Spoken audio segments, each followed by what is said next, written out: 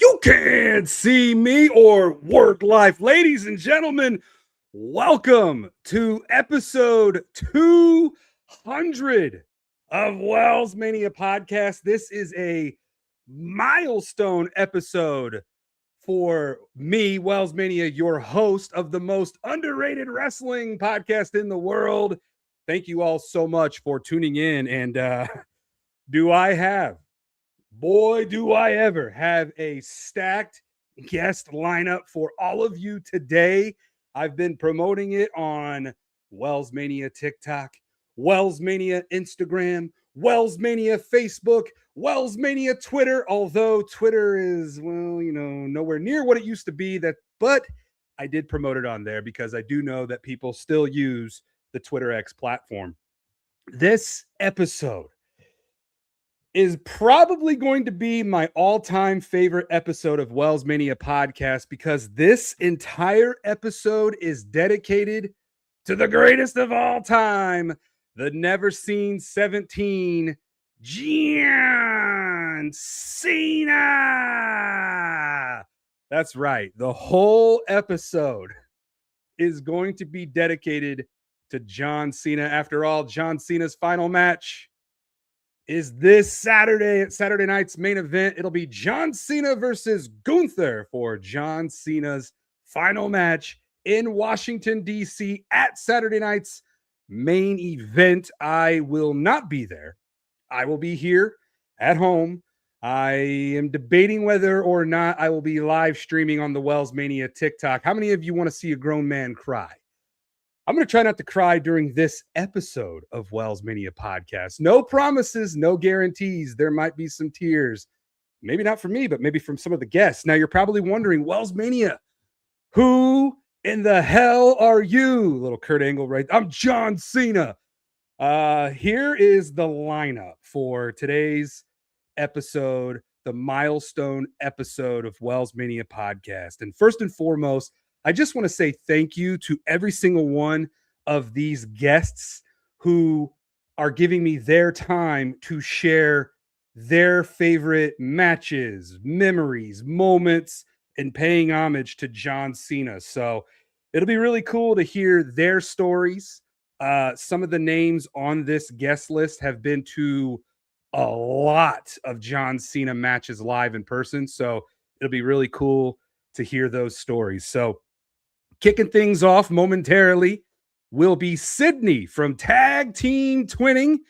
And by the way, I've got the schedule lined up 15 or 17 minutes per guest. 17 is in an ideal world where I can do math. But since I can't do math, I know, WellsMania, it's only 2 extra minutes. But yes, from 4 to 4:15, I've got Cydney from Tag Team Twinning joining us. And then 4:15 to 4:30, I got aidanachong. Now, when I say these times to you, they don't matter because this is when I'm recording this episode of WellsMania Podcast. So in a perfect world, these are the time slots. If I had my own radio show, my own live radio show, I would have everybody call in. But you're going to see everybody.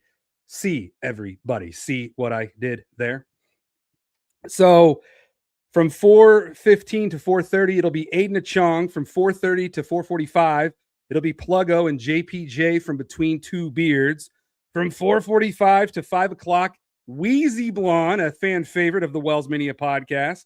From 5 o'clock to 5:15, it'll be Stone Payne Productions, Payne, and the WWE Human Encyclopedia, Giles, running wild with me as they normally do, but they are special guests on this episode. From 5:15 to 5:30, it'll be Lesnar Guy. That's right, I got Lesnar Guy.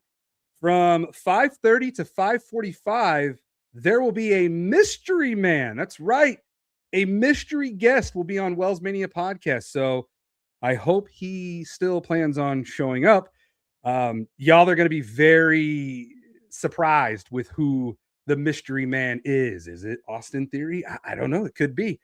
From 5:45 to 6 o'clock, I've got L.A. Knight Girl. Yeah, Bri will be running wild with me. And then to close out the show, Joey Karni from the Angle Joey podcast will be making his WellsMania podcast debut. So, like I said, thank you again to my stacked lineup of guests for this episode of WellsMania Podcast. Now, while we are waiting for Cydney to join us, I do have every single John Cena t-shirt from the farewell tour that has been made available to WWE Shop, and that has been sent to me. Now I'm still waiting for the San Diego Survivor Series shirt to arrive, which it's supposed to be today. So if my wife throws a package at me, it's the John Cena San Diego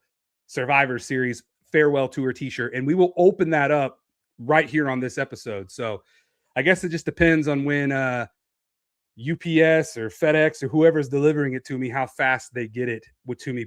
Probably within the next 2 hours, we could see that shirt. And then I've also got the John Cena Washington, D.C. shirt, which I won't be getting until later in the month. But I have been very fortunate this year to get all of these shirts. I've been working hard all year, and it's good timing that it's coming to an end, because now I have a son and I need to shift my focus to spending all of my money on him and a little less on me. So I definitely have treated myself this year on the farewell tour. But what I was going to do was showcase all of these shirts, but I think I'm going to wait till the end of the show. Hey, baby. Baby and baby. Theo and Ashley. We're waiting for Cydney from Tag Team Twinning to join us. And your ears must have been burning, because I said that you might pop in and throw the delivery towards me if it shows up today during the broadcast here. Just throw away dirty diapers. Dirty diapers, which could have been a segment if Pampers or Huggies would have sponsored. Check out this great idea. I love you, sweetie. I love you, Theo. Love you, Dad. Bye. I came up with this idea that I pitched to Huggies and Pampers, and maybe I'll have to go to Millie Moon. But I thought, hey, on WellsMania Podcast, I will do a segment called Dirty Diapers, where I will talk about something that either you are complaining about or something that I want to complain about. And I call it Dirty Diapers, sponsored by Pampers, sponsored by Huggies, sponsored by Millie Moon diapers. Those things are nice. You can get those at Target. But yes, episode 200, WellsMania Podcast. We are running wild right now, awaiting Cydney from Tag Team Twinning to join us. And I can't wait to hear her stories about John Cena. Now, for me, I've said time and time again, my favorite John Cena match of all time is Once in a Lifetime from WrestleMania 28 down in Miami, Florida. I was there live for it. I got to see The Rock versus John Cena. Once in a Lifetime build then. A year later, it was Twice in a Lifetime. And who knows, maybe this Saturday we'll get 3 times in a lifetime. After all, The Rock is the final boss for a reason. Don't want to get too crazy there, but yeah, it's my all-time favorite match is John Cena versus The Rock, Once in a Lifetime, down in WrestleMania 28 in Miami. Let's see here. We are standing by. Cydney from Tag Team Twinning will be joining us momentarily. As a matter of fact, she's right here. What's going on, Cydney? How are you? Hi, I'm good. How are you? I'm in a lot of emotions. Very excited for this episode of WellsMania Podcast. Good. I'm also very nervous for Saturday night's main event, John Cena versus Gunther. How are you feeling about it? I just hope they do right by him. Like, I got to be honest, I have not been in like WWE mode at all lately. I'm sure our followers, if they see this, they probably can tell just because of the way things have gone. I mean, John Cena's retirement tour, there are matches I wish we got and wish we saw. So I'm really hoping they do right by this match. Whether I don't know where it's gonna go. What were some of the matches that you wish you would have seen that we didn't get on the farewell tour? Drew, Roman, Seth. Yeah. Yes. Yeah. I mean, listen, it had its moments. AJ Styles and Cena was one of my favorite matches of like that I've seen in a long time. But it also had its like, why are we doing this moments? You know what I mean? So like, Yeah. I complain about it now. It is what it is. I just hope that they make Saturday night's main event like all about Cena and we have no commercials. No commercials would be incredible. And hopefully they would do that for John, like commercial free Saturday night's main event in honor of John Cena's final match. I think his 23 years speak for itself in that honor to be commercial free. Now, speaking of 23 years, Cydney, that's a long time for a superstar to be in one company very consistently showing up. I mean, John Cena, yes, he took some time off to go do his thing in Hollywood, but he has always been a mainstay in WWE for the past 23 years. So looking back on his future Hall of Fame career, what are some matches that stand out to you? Like, what are some of your favorite matches of John Cena? What are some of your favorite moments of John Cena? I know this is a loaded question, so take your time. Anything with Edge, I really wish we got to see that one more time. But his rivalry with Edge and even Lita thrown in there, like you just can't recreate that. It was so you had to be there. So I can't think back on like a match. I mean, if I had on that specific rivalry, I would have to say I think it was like a TLC match maybe with Edge. Maybe it was I don't know. I think it was a TLC match, maybe in like 2006, and then. It's funny because I didn't think about this, but I was like scrolling on Instagram the other day and I totally forgot that he had some really iconic matches with Umaga. Like so random, but so good. His match with Umaga at the Royal Rumble was phenomenal. It was a phenomenal match. Yeah. And it's hard because I'm not one of those fans that like can remember like what happened in 2007 on December 3rd. You know what I mean? But like I remember moments and like anything with Cena was like must watch between the periods of like 2004 and probably till 2015, honestly. Like I stopped for a while, but I know he was like main character for literally a decade.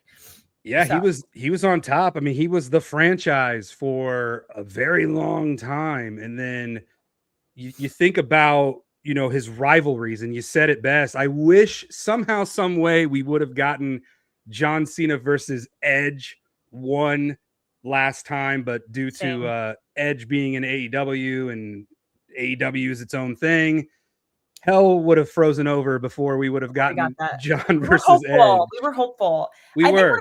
My favorite moments, though, like I'll never forget, and I always get goosebumps, was the Rumble in 2008, his return. I remember like crying when he was gone, and like that was back when I believed that they were actually taken out by somebody and it wasn't just like an injury that they had to leave for.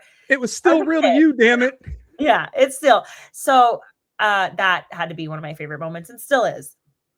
That is my all-time mark out moment in pro wrestling was Madison Square Garden when John Cena showed up at that Rumble. Who's number 30? Jerry the King Lawler selling it really well. And then all of a sudden you hear Cena's music, and then there he is. I tell this story all the time. I can't dunk by any means, but if there was a basketball goal in front of me, a 10-foot goal, I swear on that night during that moment, I would have jumped up and gone full Vince Carter and dunking.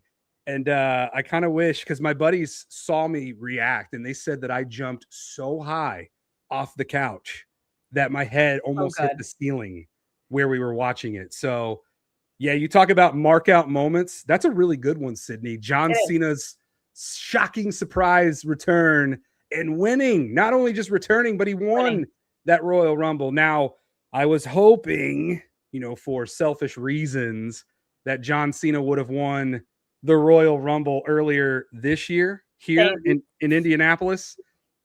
But that did not happen. He finished second, and Jey Uso won that Royal Rumble. For those that have already forgotten who was the winner of that Rumble, I am hoping that this Rumble is a little bit more. We'll see. I don't want to bring any negative energy into 2026, Positivity. There you go. That's the way to be. And closing out the year on a sad note with John's final match, I am trying so hard to not let that bring me down. I mean, this is a really big moment for us wrestling fans, not just John Cena fans, but wrestling fans in general, because John Cena has been the man for the past 23 years. 23 years is a long time for one wrestler to have that much of an impact, because a lot of wrestlers, they come and they go, but Cena has always stayed. He is on a short list of wrestlers in WWE who just absolutely wrote out their whole career in WWE. Not too many guys have been able to say that, but he's one of the few. So this Saturday night's main event, John Cena versus Gunther. Are you okay with Gunther being John Cena's final opponent? I know this is a very hot topic of it should have been this guy or it should have been this guy, or people are like, no, it should be Gunther. I feel like if we're on the topic of like putting people over and like new generation, new era, new talent, and if that's what this was about, it should have been giving it to somebody who like really needs that rub. And Gunther doesn't really need that. Like, he's already top tier. He's already been a world heavyweight champion. He doesn't need it. So it's not that I think it's a bad decision. I mean, let's be honest. I think a lot of things WWE is doing lately is bad decisions, but it's not, if that's what he said, I'm happy with it. I'm happy with it. I can't imagine him ever being combative to who they decided. I can't imagine that this is who he chose. Yeah. But, it kind of makes you wonder how much John had a say on the farewell tour. Like I know that you hear a lot of the dirt sheets reporting that, John picked this guy or John picked that guy. John had no say in this thing. Exactly. I think John just showed up. He did what he was told and went out there, and literally he has given us one of his best years of his career. Now, he's done multiple interviews where he said, I've got nothing else left. After this, it's it. So why not go out there and just give every match its all, because this is it. Yeah. So I wish that they didn't waste a couple months of him doing absolutely nothing in the ring, because seeing what he did when he was like at his best was so fun to watch, versus like the stupid 5-minute matches. Like even Randy Orton, like I wish that was like a better match. You know what I mean? But 100%. I look at the farewell tour, and this will probably be something that I will do on an episode in 2026. I will probably go back and rebook John Cena's farewell tour. I'll probably make that a full episode where, man, I wish he would have wrestled this guy on this show instead of just showing up and cutting a promo. Because I'm sure you've heard by now, John Cena wanted to have a full 200 dates. I heard that. And then I actually went back and I listened to what he said. And he is glad that it wasn't, because he doesn't realize, he's like, this is not how the business is anymore. I do wish it was more of like matches versus promos. I agree. They could have taken all 38, 30 something dates, 40 dates, and made 25 of them matches versus, how many matches do we really think we got? Do you have a note? I actually do. Thanks to Joey Karni, who will be on this episode of WellsMania Podcast. Joey will be closing out. So you're opening this episode and Joey will be closing out this episode. And there's so many people that are joining in between.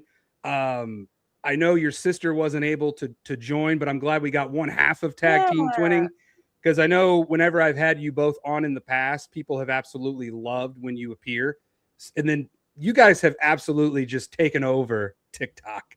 I know. I really hope we get back into it and like find that groove again in 2026. It's been nice, I will say, because you know how toxic like the IWC can be, and like just putting your opinion on the internet for people to judge. So it could be a lot. But we will break down John Cena's farewell tour. These are his wins. Okay. Cody Rhodes, where he won the 17th world title.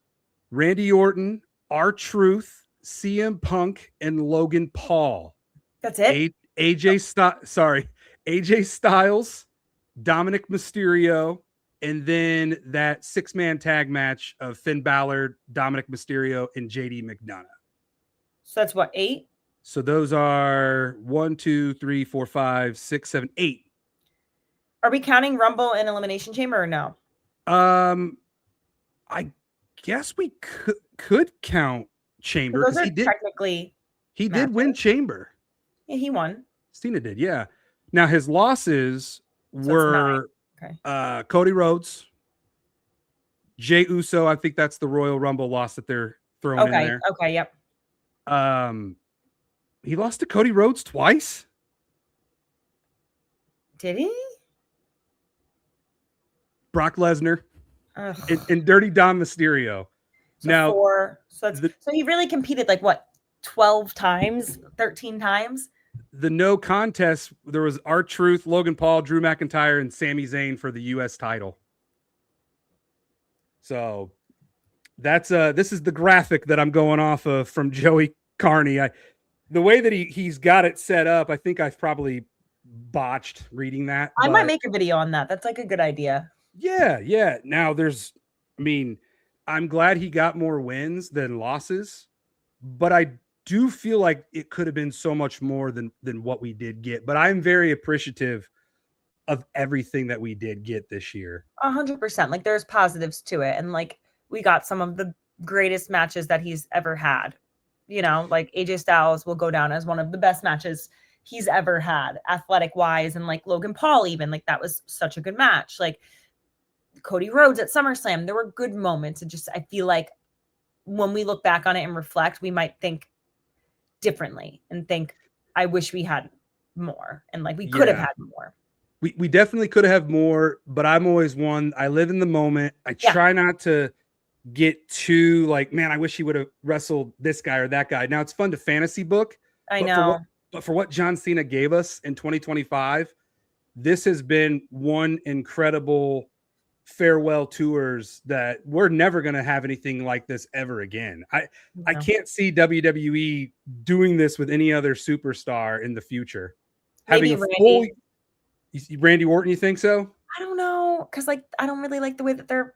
Let's not even get into it, but I don't know. Like if we're talking about impact on the business, like Randy Orton had such a huge impact on like new talent, developing talent, old talent. Like he's just like right in line with Cena, maybe like a little bit under for me at least. Who's the mystery man from Survivor Series? Do you think it's Randy Orton? I wish. You know what? I didn't think it was, and now I'm kind of hoping it was, but I think it's Austin Theory. Yeah, that's definitely the favorite. It's Austin Theory, which I think would be really cool because I'm a big Austin Theory guy. People say I look like Austin Theory. I know. So it's like, can we get my little brother back on TV? Like, where the hell has he been? And if this is how we bring him back on, then let's go. I'm all for it. Me too. Before I let you go, yes. What if John Cena happens to watch this?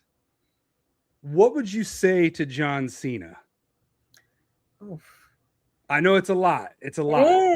Especially because it's good you got the twin who was like in love with John Cena as a kid, because like he was a big reason why I started watching. So I would say thank you. Like the memories, anytime his music hits is just like nostalgia. It's good feel to the soul. Like, you know, it's going to be a good time when you see him. So like, just thank you for all he put into the business and like making it what it is today. And hopefully in 20 years, we can look back and he really did leave it better than he found it. I don't think there is WWE without John Cena. So we'll see how that goes, but it's definitely going to be interesting next year. I was telling my wife just a little bit ago, because I've got all the John Cena farewell tour shirts over here. Amazing. And I was gonna flash, because I asked all of you what your favorite shirt was, and you said the final Raw, the Madison Square Garden shirt was it's buried in here. Oh my God. Because I didn't realize how hectic this is going to be trying to showcase all the shirts, because I've got them all in order. So at the very end of this episode, I'm going to flash all the shirts up and show. And I was telling my wife, I go, just know that next year, I'm probably not going to be spending any money on WWE merch because I spent so much on it this year. I think that goes for me too, just like in general. Like I won't be traveling to shows a lot. Like I won't be, it's just like the big four aren't travelable locations besides Vegas. I don't need to go back to Vegas. I'm not going to Saudi Arabia. Like hopefully 2027 will be like more of like a kickstart of like going back to shows, but like nothing will top this year going to those shows and stuff. It was a great time. Yeah, no, and that's where I got to meet you and your sister was out in Las Vegas. So I know. It was really exciting to finally meet you both in person. And I hope that I get an opportunity to see you and Jordan somewhere in 2026 at a show, because I'd love to collab with you guys. And just know that you're always more than welcome to come run wild on an episode of WellsMania Podcast. Cydney, thank you. I will let you go. Thank you for sharing. Have a great episode. Thank you very much. I will tag you in this later when I get it up. Thank you for sharing your favorite John Cena matches, memories, and moments. And it's going to be an emotional Saturday night's main event. So hang in there and just know you're not alone. I know. I might shed a few tears, so I'll send you a video. please do. You should make a live watch along just during John Cena's match. I might have to at the end just to like get that viral moment on Instagram. Yeah. Give it a good cry because I'll be right there with you. All right. I'll see you soon. Thank you, Cydney. Bye. Have a good day. See ya. Cydney, one half of Tag Team Twinning, Running Wild. And I think it would be helpful if I were to send Aidanachong the link to join this episode of WellsMania. I don't think I sent him the link. So that's probably why he's probably sitting over there like, bro, I never got the link. But that is what we're doing on this episode of WellsMania Podcast is we are going to have a whole bunch of guests run wild with me and just have them share their favorite John Cena matches, memories, moments, whatever they want to say about John Cena. Obviously weighing in on the farewell tour, talking about his final match this Saturday at Saturday night's main event versus Gunther. So while we wait for Aidanachong, which he should be joining very soon, I was going to showcase off all of the John Cena t-shirts, but like I told Cydney, the way I have them stacked right now, I could probably only do that one time. Well, ladies and gentlemen, he is now arrived. It is Aidanachong. What's going on, brother? What's going on, man? How we doing? We're doing good. Look at you, man, supporting two goats over there with I'm feeling underrated today. Feeling pretty underrated. The most underrated t-shirt. Thank you so much. Buy your shirts at brainbustertees.com. Look at that cheap plug. And then you got the John Cena hat on. Is that from Madison Square Garden? Yes, it is. Yes, it is. As we all know, the last time was now. And you were there. I was there. And I'll be there this Saturday. Oh, my. See, I am jealous because I planned on going, but then my son got here and kind of changed the whole landscape of where I can travel to and where I cannot travel to. So quite a few diapers, huh? Dude, I have become a diaper master. Like I had never changed a diaper in my life. I have made up for that now. I've changed at least 3,900 diapers over my 39 years. LeBron's streak might have ended, but the new streak has started. How many diapers can WellsMania change? It's been a diaper every day since my son's been born. I think that's going to go all the way until the kid is out of diapers. So, but no, man, how the hell are you? You doing okay? I'm doing good, man. Doing good. You know, it's been a long couple weeks. You know, I just got home today. I saw LeBron James last night in Philadelphia. It was really good stuff. And now we're back home. Yeah. You are out here just living the dream, seeing all sorts of goats live in person. Mm-hmm. Yeah. I saw one last night. I'm talking to one right now. I'll see one later this week. We're doing it all. We got probably a lot of goat guests on the freaking page today. Going crazy. Dude, this episode, I just had Cydney from Tag Team Twinning on, and it's like a hot tag of all-star lineup today. Yep. And you're next. So there you go. I gotta ask you, what is your all-time favorite John Cena match? You see, there's a lot of good John Cena match that he's had. I've been able to witness in my life. Every match is like 2011 of Cena's.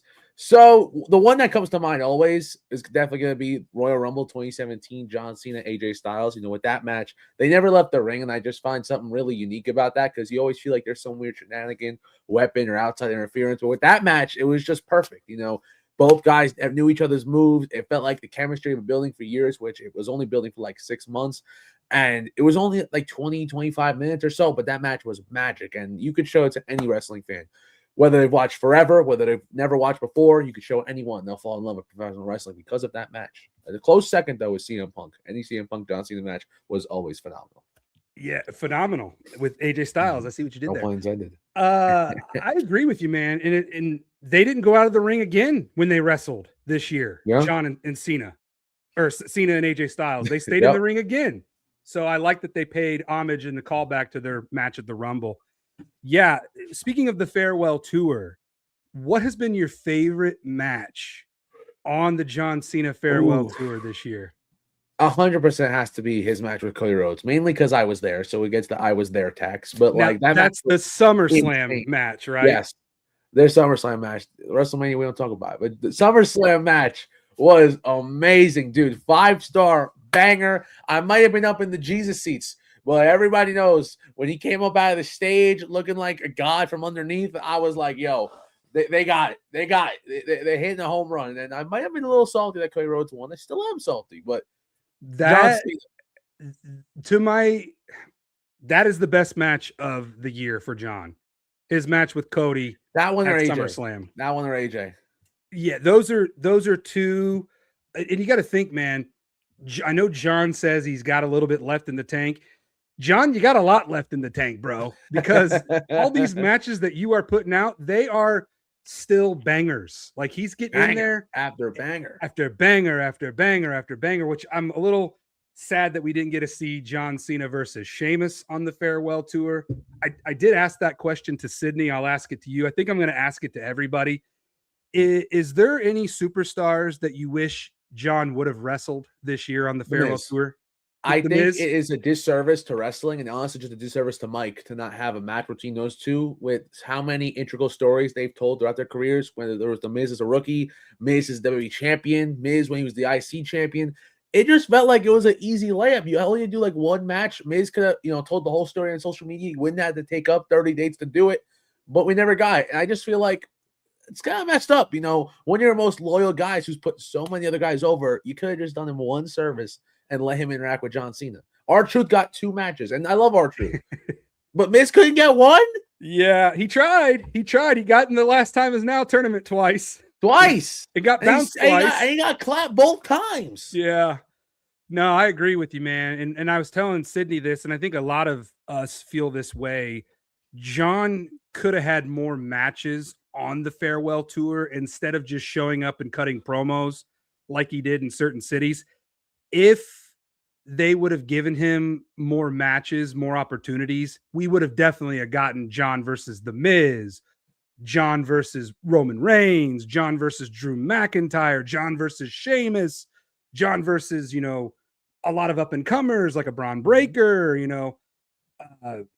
John could have avenged his losses against Austin Theory and Solo Sikoa. And there were so many opportunities, but like I was telling Cydney, I try not to think about the what ifs, and I more embrace the what we did get. So, I mean, the run was, some people don't like the way he turned heel, and I will admit that even though the turn was amazing, it may have not lived up to the hype that some people wished it did. Now, I enjoyed it because it was John, and he put his best foot forward, regardless of if The Rock showed up or not. He made the best of what it could be, and I loved his story with Randy. I loved his story with Punk.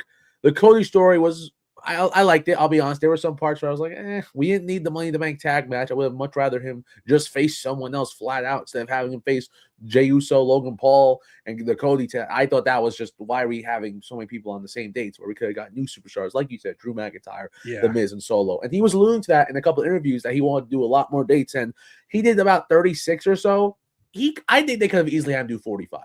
I don't think that's too much to ask. I'm not saying he had to do 100, but like we could have gotten a couple more dates in there where you could have had those promos. But if you add those extra 9 days, you could have thrown a match or two here and there, and it would have been fun to see. Again, like upcoming superstars, you could have had Carmelo Hayes, Javon Evans. You could have had the legends like The Miz. You could have had so many different matches, and it was just like again, it was awesome. Don't get me wrong, but I will always wonder like what would have happened if we just got a little bit better booking here and there.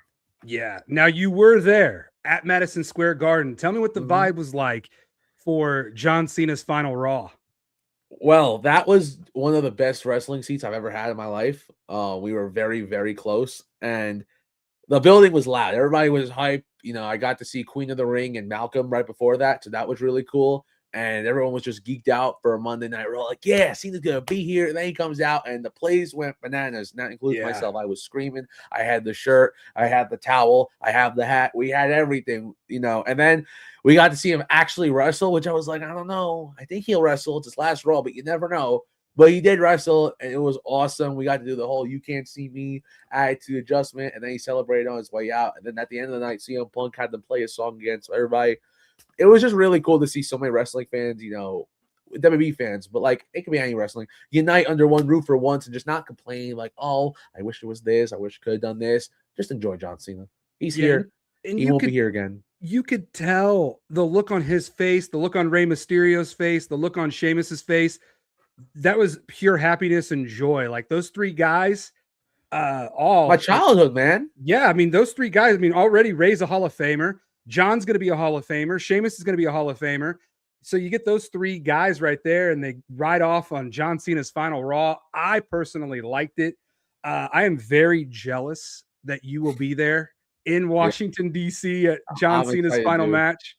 So be sure to do what you do best, make as much content, get it out there, embrace the moment, have fun. And before I let you go, if John Cena is watching, what would you want to say to John Cena before he rides off into the sunset? If John Cena happened to be watching this video, I just want to say thank you for being a very positive male figure in my life. But my father wasn't there when I was a kid. You were always on the TV, consistently there week after week, and something that helped me mold into a man today. So I appreciate you, John Cena. Thank you for everything you've done, and I hope Saturday goes as great as you want it to be as well. Because all the fans are going to say they want it to be good. I want it to be happy for John Cena so he can retire in peace. Do you think that John Cena will beat Gunther, or will Gunther retire John Cena? I know I can't let you go without giving me your prediction for the match. I think that John Cena will probably pass out to Gunther. If he taps out, we're going to have a problem. We're going to have a problem. He should not tap out. He can put Gunther over by making him passing out, bleeding and all, whatever you got to do. Just no tapping. No tapping. John Cena has rarely tapped out in his 23-year career. I think I saw Kurt Angle, Chris Jericho, and Chris Benoit. Yeah, those are the only three. 3 people. That's insane. And when he became, the time is now and changed the theme, never. Yeah. So, yeah, no way in hell Super Cena was ever tapping out to anybody. Nope. But Aiden, congratulations on going to John Cena's final match. Wait, one more thing. Congratulations to you. 200 episodes. Thank you. What a wild ride it has been for the WellsMania podcast, man. Yeah, I want everybody in the comments to congratulate WellsMania on his 200th episode real quick, because I appreciate that. Shout out to you. You've done such an amazing job with your podcast, and hopefully we get another 200 plus episodes.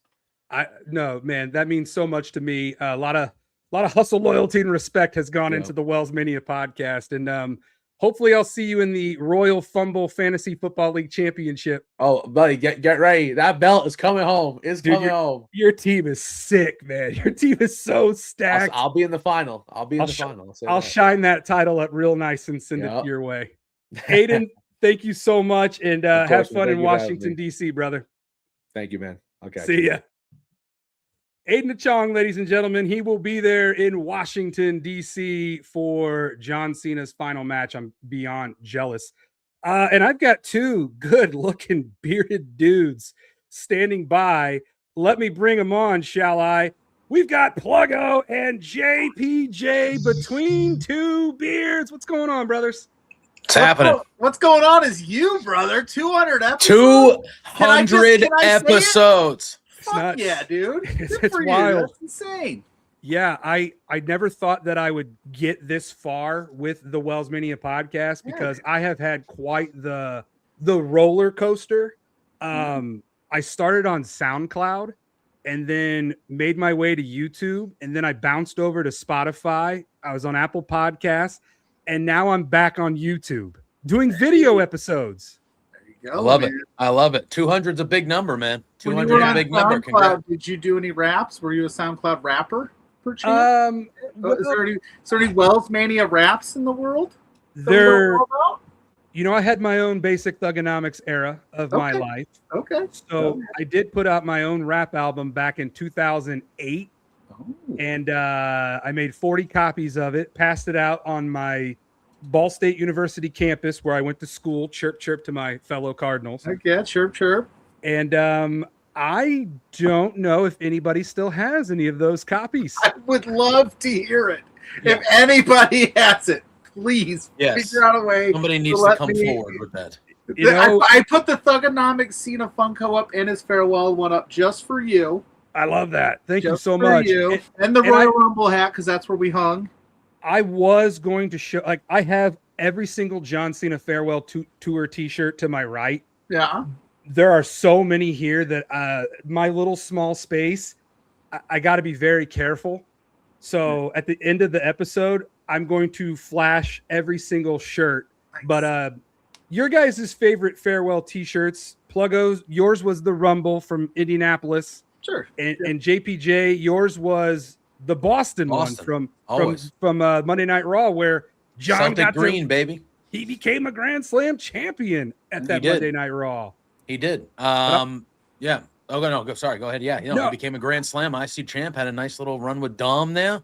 Yeah. I love. Obviously, I am very partial, but the Celtic green, always a John Cena staple color, the green there, and I thought it looked great, and I thought it fit. So I was wondering what he would do. I was wondering if he was going to go red for the Red Sox or kind of a red, white, and blue Patriot vibe, the gold. But he had options here, but I think he went green. The right way. I think he went green because a lot of the shirts are red, blue, So I think it was like, we got to get some green in there. Green has been a signature Cena color throughout his career, so I think it just kind of fit. They didn't have a ton of other green ones, so I thought it fit. Celtics have 17 championships, right? And so does John Cena. 18.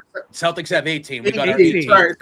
Yeah, but we did have 17 for a long time. Now Cena is obviously the never seen 17. Yes. So I was hoping that Cena maybe would have gotten 18 in his final match, but that obviously is not the case. But there's still time to write it. There's still time. We'll figure it out. We got a few days left. Why not? Cody, we need you to relinquish the belt or throw Cody back in there. He'll throw CM Punk in the final match. I went with the Royal Rumble one because obviously I'm from Indiana, like you are, and that's where we hung out and bonded and got to really get to know each other really well, the three of us. So I was like, we got to go with the Rumble, man. Yeah, that was a great start to the year, hanging out with you guys for the press junket and then sitting in the suite watching the Rumble with you guys. Yeah. Something that I am very appreciative forever because you guys, that was my first press junket and you guys had done it before. So you both showed me the ropes and I'm forever grateful for you guys helping me. What a wild start to 2025. And then we go on the John Cena farewell tour, which kicked off at the beginning of the year. The Rumble was on the tour. What is your guys' favorite John Cena match from the farewell tour? For me, I think it's AJ Styles. I think it's AJ in Australia. Listen, I thought obviously the second Cody match at SummerSlam is excellent. I enjoyed the Logan Paul match a lot as well. I thought that was one of the best, but I think the AJ Styles one, I think of the late stage of Cena. I think AJ Styles is without question probably his best feud of like, you know, like the last, whatever you want, 8, 7, 8, 9, 10, whatever it was. I think him and AJ he made AJ. Like AJ was made before he got to WWE, but he wasn't made in front of, like, I don't think he was still made to the boss back there a little bit. And I don't think he was made to everybody. That was just maybe WWE only fans for, whoa, that came out dumb. You know, only WWE. A whole nother Take ball it easy. game right there, They brother. don't like when their people do that. But the WWE fans their whole lives and never really watched. I feel like that feud with Cena solidified AJ to everybody, that it was like, oh yeah, this guy is at the level that everybody always said he was at. He is one of the all-time great. I think AJ needed that. And I think they let AJ beat Cena a few times. And like, it just, that to me solidified AJ Styles as like a WWE guy, that feud with Cena. So I think that match at Australia, and the crowd was great. Yeah, for me, it was that one. I think that's the top one. Yeah. What about you, Pluggo? Yeah, he took the best. I think he did take the best one off the board. But if I have to kind of go a little off, maybe the beaten path, I really enjoyed Cena and Orton. At Backlash. I didn't hate it. I mean, the finish was maybe a little wonky with the R-Truth stuff and whatnot, but like the match overall, like I was like, oh my God, we're getting Cena and Orton, and it's a heel John Cena. Like I was so into like what that match was going to be. And then overall, I was like, man, it wasn't a bad back and forth. I mean, who would have thought we were getting John Cena turning heel and then Randy Orton as the face in that thing? So I liked the way it went down because it was kind of cool. So for me, Backlash, yeah, I'll go with that because recency bias, I want to go Dom, but I had a lot of fun at SummerSlam. But I'll go with Randy and Cena. Why not? Heck yeah. It was a fun match, man, because I was there. I was there in St. Louis live for that one.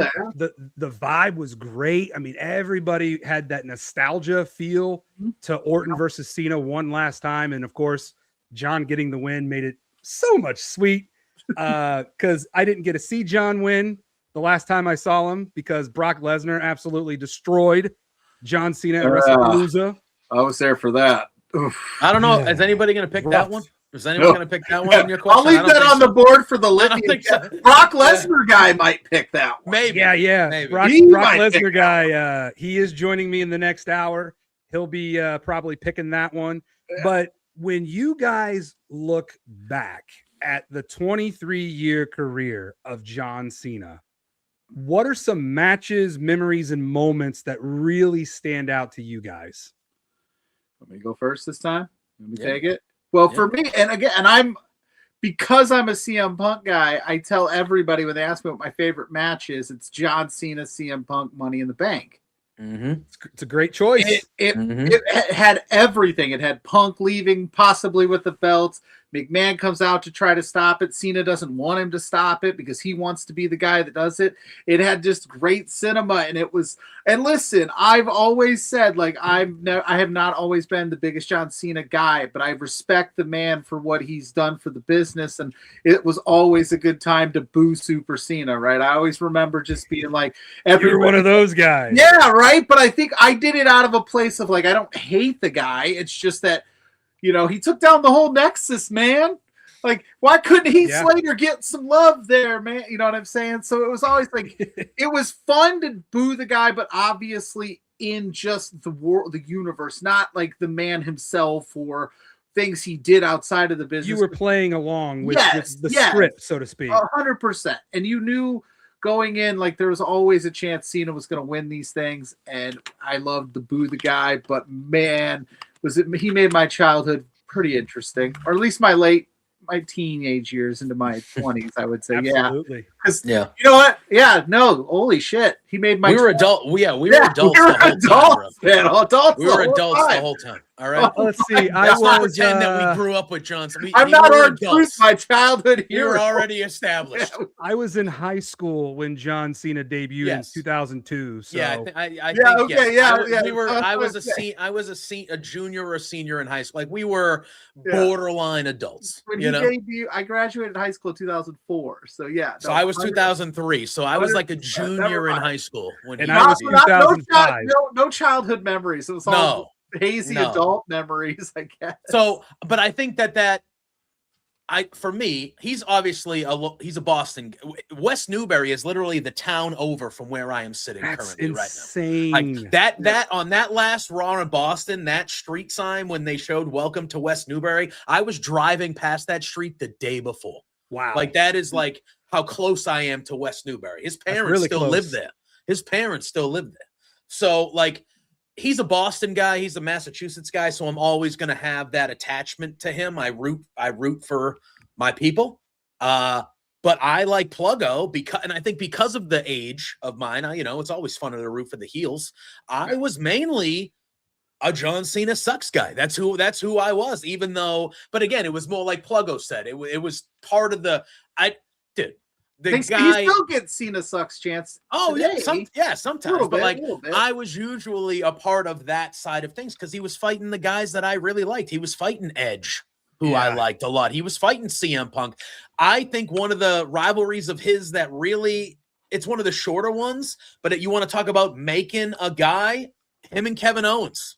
I loved, because I've always been a Kevin Owens guy, and that's really unfortunate that he got hurt.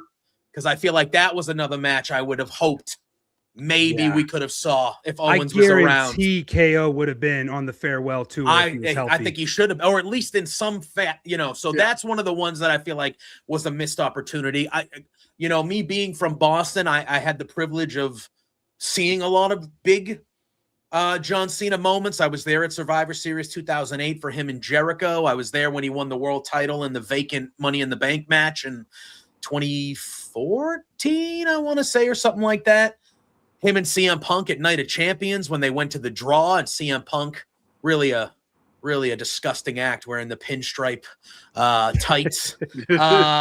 Disgusting. I got to see a lot of moments. Personally, my favorite John Cena match isn't a one-on-one match. My favorite John Cena match is him, Brock, and Seth at the Triple Threat at the Rumble, man. That is, okay. I think that is one of, if not the best Triple Threat match I've ever seen. And that is one of, if not my favorite Cena match. But one-on-one, man, it's hard to pick. Him and AJ from the Rumble in 2017. I know I picked AJ earlier, but that's part of the reason. I thought that match was unbelievable. As far as his early run goes, I really like the stuff with Umaga. I thought that was really good. What an underrated feud with Umaga. Yeah, I think it was at the Rumble again. Cena throws bangers. I mean, he throws bangers out a lot, but like Rumble matches, he just goes nuts. But the match he had in 2007 or 8 or around that time with Umaga at the Rumble, I remember really loving that at the time. Like really loving that at the time. It was a great match. It was a great feud, and it could have been more. And that's another guy that I wish we would have got going up against John Cena was Jacob Fatu. Getting some more bloodline guys going up against Cena, because Cena fares well when he rivals a bloodline guy. Sure does. I should have picked that Yankee shirt just out of spite. Just kidding. No. Oh yeah, no. yeah. That was if you asked me what my least favorite was on the farewell tour, it was that one. Let me tell you. Before I let you guys go, John Cena versus Gunther, Saturday night's main event. Who you guys got? Gunther. I talked about this last night on another show. I'm going to go off the beaten path and say Cena goes out on top. He Super Cena's it one last time, and he goes out riding high. I don't know why. I think Cena's the guy that they would be okay with him doing that, even though Cena probably wants to go out on his back. But let's leave us on a high. Not going out on a two-loss streak here, Cena. Right. Let's go. Get it done. He just dropped the IC title. Yeah. I know. Survivor Series, San Diego. He can't lose again to finish out his career, or he can. I don't know. I mean, if there was ever going to be a guy, I do feel like I would not be shocked at all if John Cena wins. Right. But I do think Gunther kind of having the feathers in his cap of being, hey, I retired John Cena and Bill Goldberg in the same year. Like, that's something he can live off of promo-wise and character-wise. And to me, Cena comes across, and he's been very vocal about it too. Like, I want to leave this place better off. Like, and Gunther's not like a 22-year-old or anything like that. And again, I feel like a lot of people talk about the age. I don't necessarily view it as age. I view it as like, how long have our eyes seen him on the screen? Yeah, right. Gunther's 38 years old. Fine. He's only been on our television screens on the main rosters for 3.5 years, 4 years. Like that's still new. You know, that's newer. Right. Like that's how I more view it than the actual number of age. But I think Cena would want to give Gunther the rub. Not that Gunther needs the rub, but like I just think that's another way to prop Gunther up, who clearly is like on pace to be an all-timer. It's just, I don't know. Right. I feel like Gunther should win, but I wouldn't be shocked. I'm right with my buddy Wells here. Go Cena, go, baby. That's right. Before I let you guys go, if John Cena's watching, what would you guys like to say to him real quick? I mean, thank you for not taking me booing you out of buildings personally and riding that wave, because a lot of people in his position wouldn't understand it, but he always figured out a way to turn into the skid, right, and made the most out of, hey, these people are going to hate me. Well, I can't change their mind, so I'm going to go ahead and just play with it. And for that, I thank him, obviously, and for the 20, and always, thank you for the total Bellas, total divas there. I don't think anybody's going to thank you for that, but it gives me a lot of good content over the years. But yeah, thank you, Cena, for everything, man. Hell yeah. Yeah. I mean, I would say, that guy carried this company through some dark times, and he did it being the same guy he was the whole time, whether you loved him or whether you would chant and Cena sucks. He was the same dude. The Make-A-Wish stuff, I don't think you can measure how that is. And I think that, it kind of just shows the man he is. And then, you just kind of see it's hard to be that top guy. You hear it from all past top guys, how hard it is to be that guy. And he was that guy for 15 straight years. And personally, thank you for being the first question I ever asked as a member of wrestling media. So hell yeah, there's a milestone moment for you right there. He looked at me and he goes, "You got a question?" I go, "Yeah." And so I would say, you look at, regardless of what side I was on, I mean, the guy entertained me for 25 years. I've been a wrestling fan my whole life, and the guy entertained me every time, or most of the times he was on the screen, and he's been a great ambassador and representative of Boston and Massachusetts. So I will thank him for that as well. And thank you for letting me boo you out of the arenas for a decade, bro. Dude. And I appreciate that. It always made it exciting, because it was always like, I'd be sitting next to a young kid at the show and he's all in Cena, and I'm like, I'm going to mess with this kid. Oh, yeah. and their parents know that I'm like a good guy. They're like, oh, you're just kind of riling. I'm like, yeah. And that kid was me. No, we all just realized we were John Cena fans as adults. I mean, I've been a fan since I was in high school, and how fitting in the timing. And I did not realize you guys were having her on your show later this week, but making the hot tag with you guys. I'm gonna bring her up right here, right now. Wow. It's wheezyblonde. Hello. Oh my goodness. I laughed. You had me over here laughing when you said, thank you for understanding why I booed you all those years, because I say that all the time. I'm like, hell yeah, we did. He could have absolutely hated us as fans for it and not understood it, but he gets it. He gets the business, so I appreciate him. Yeah. Well, Pluggo JPJ, thank you guys so much. Yes. I look forward to the episode with wheezyblonde. Yes, Thursday between two beards. Thank you guys so much. Thank you. You guys see you Thursday. See you Thursday. Wells, you're the man. Congratulations on 200, brother. Yes, congrats on 200. That's awesome. You guys, appreciate you both. I love those two dudes. Between two beards, JPJ and Pluggo, you're going to be on their show, wheezyblonde. I am going to be on their show. I adore them. Pluggo and I live in the same city, so it's not very often. Like, it was such a coincidence thing that he lives in South Bend and I do too, and we both do wrestling stuff. It was pretty. That doesn't happen around here. So that, to me, that is meant to be right there. How the hell are you? I'm pretty dang good. How the hell are you? Happy 200. Thank you very much. It's been a long, wild road getting here, but we made it. And I just, right. I want to say thank you to you for taking the time to come run wild with me, because this weekend is going to be a very emotional one, not just for me, but for you and for a lot of us who have been in wrestling for the past couple of decades, because John Cena, this is it. I mean, when you think about pro wrestling, a lot of people say, yeah, this is my final match. And then we see them the night after they say that. But with John Cena, this is it, Wheezy. I think you can feel it too. When John says that this is it, this is it. So how are you feeling going into Saturday night's main event? And do you think John Cena will beat Gunther?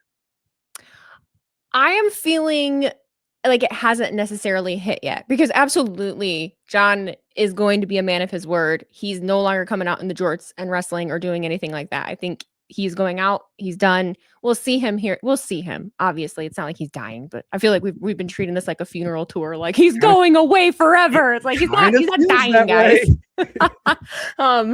But as far as, I don't think that Cena is going over. I don't. I do think that it's going to be Gunther. I've thought that from the start of the tournament. So I'm going to stick with it, but I'm open to, I loved hearing what those guys had to say, because I get it. Like, yeah, maybe they will have Cena go out on top. Like that would make sense. But I've got quite the crazy scenario. I've said this time and time again on WellsMania Podcast. And why not have John beat Gunther? And then The Rock comes out and says, you can't ride off into sunset until you take on the final boss. But I might be a little crazy, Wheezy, talking out loud like that. The people will lose their ever-loving mind. People would lose their shit. And if this is the reason why The Rock wasn't there at WrestleMania and we haven't seen him since the Chamber, if they've been saving old DJ for John Cena's final match, I think that the fans would be like, okay, we're on board with this. I'm back for your soul. I'm back. I might be fantasy looking out loud, but never say never, Wheezy. Never say never. Now, over the past 23 years, it's a long time, we have been blessed with John Cena giving us some of the greatest moments in pro wrestling history. So I'm going to ask you, what are some of your favorite John Cena matches, memories, or moments from his future Hall of Fame career? One of my favorites is ECW One Night Stand. The against him and Rob Van. Yeah, that's definitely one of my favorites, just because it was Cena in a position that he hadn't necessarily been in on TV before. You were seeing the real rowdy crowd of ECW, have their way with him, and ultimately losing. And so I just like the way that was angled. It was such a different thing for him, especially at the time, because everyone hated him.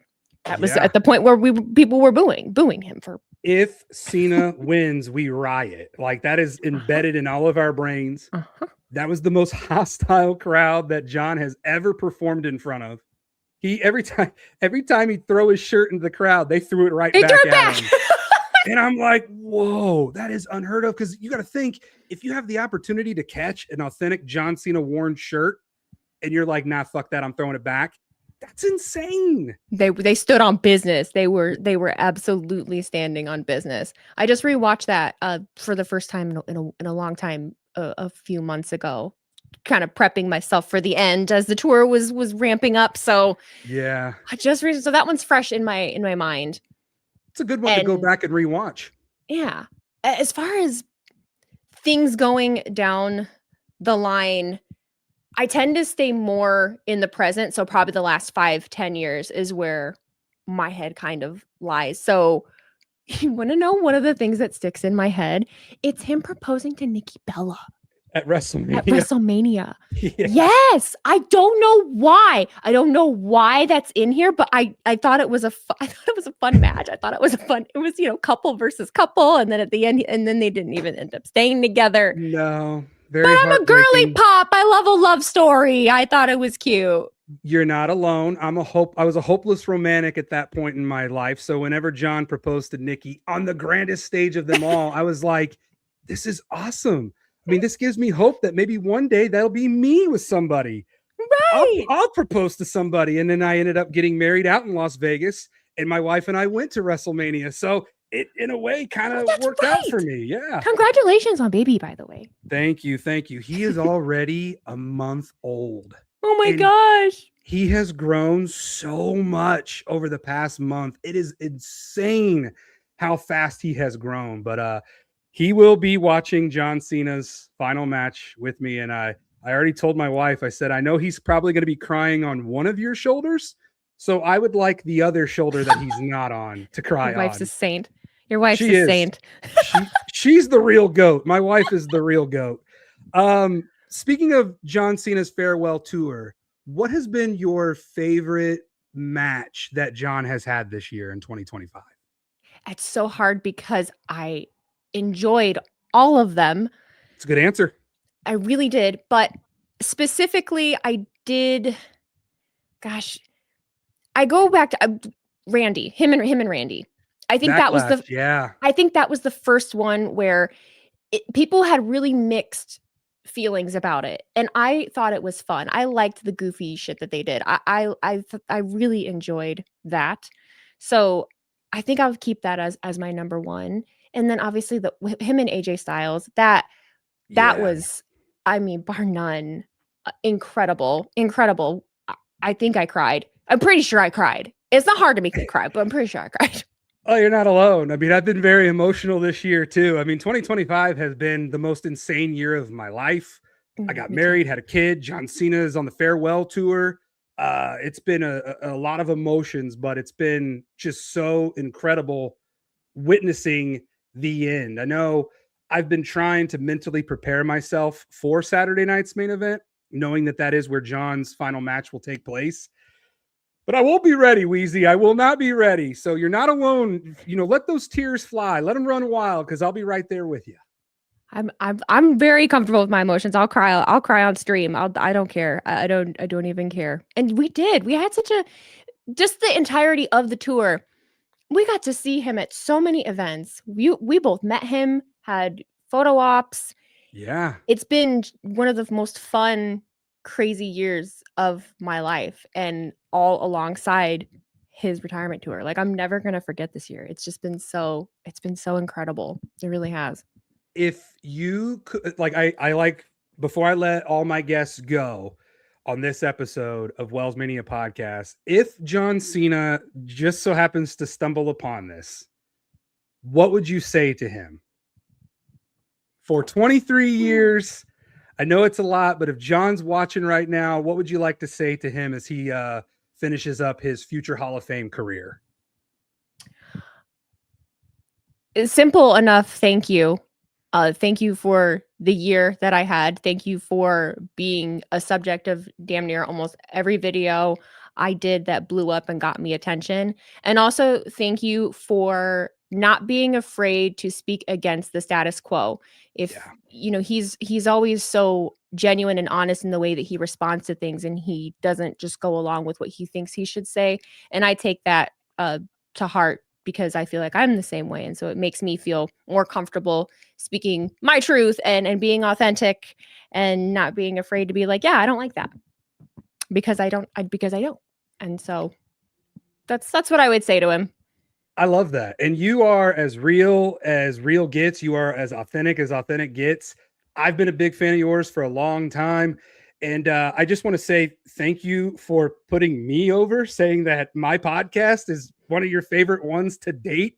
When I saw you tweet that out, I was like, me? WellsMania? It's fun. wheezyblonde likes my podcast? Yeah. So, no, it's not run of the mill. It's fun. Trust me. I've done a lot of them. I don't like to do them. I'll do yours.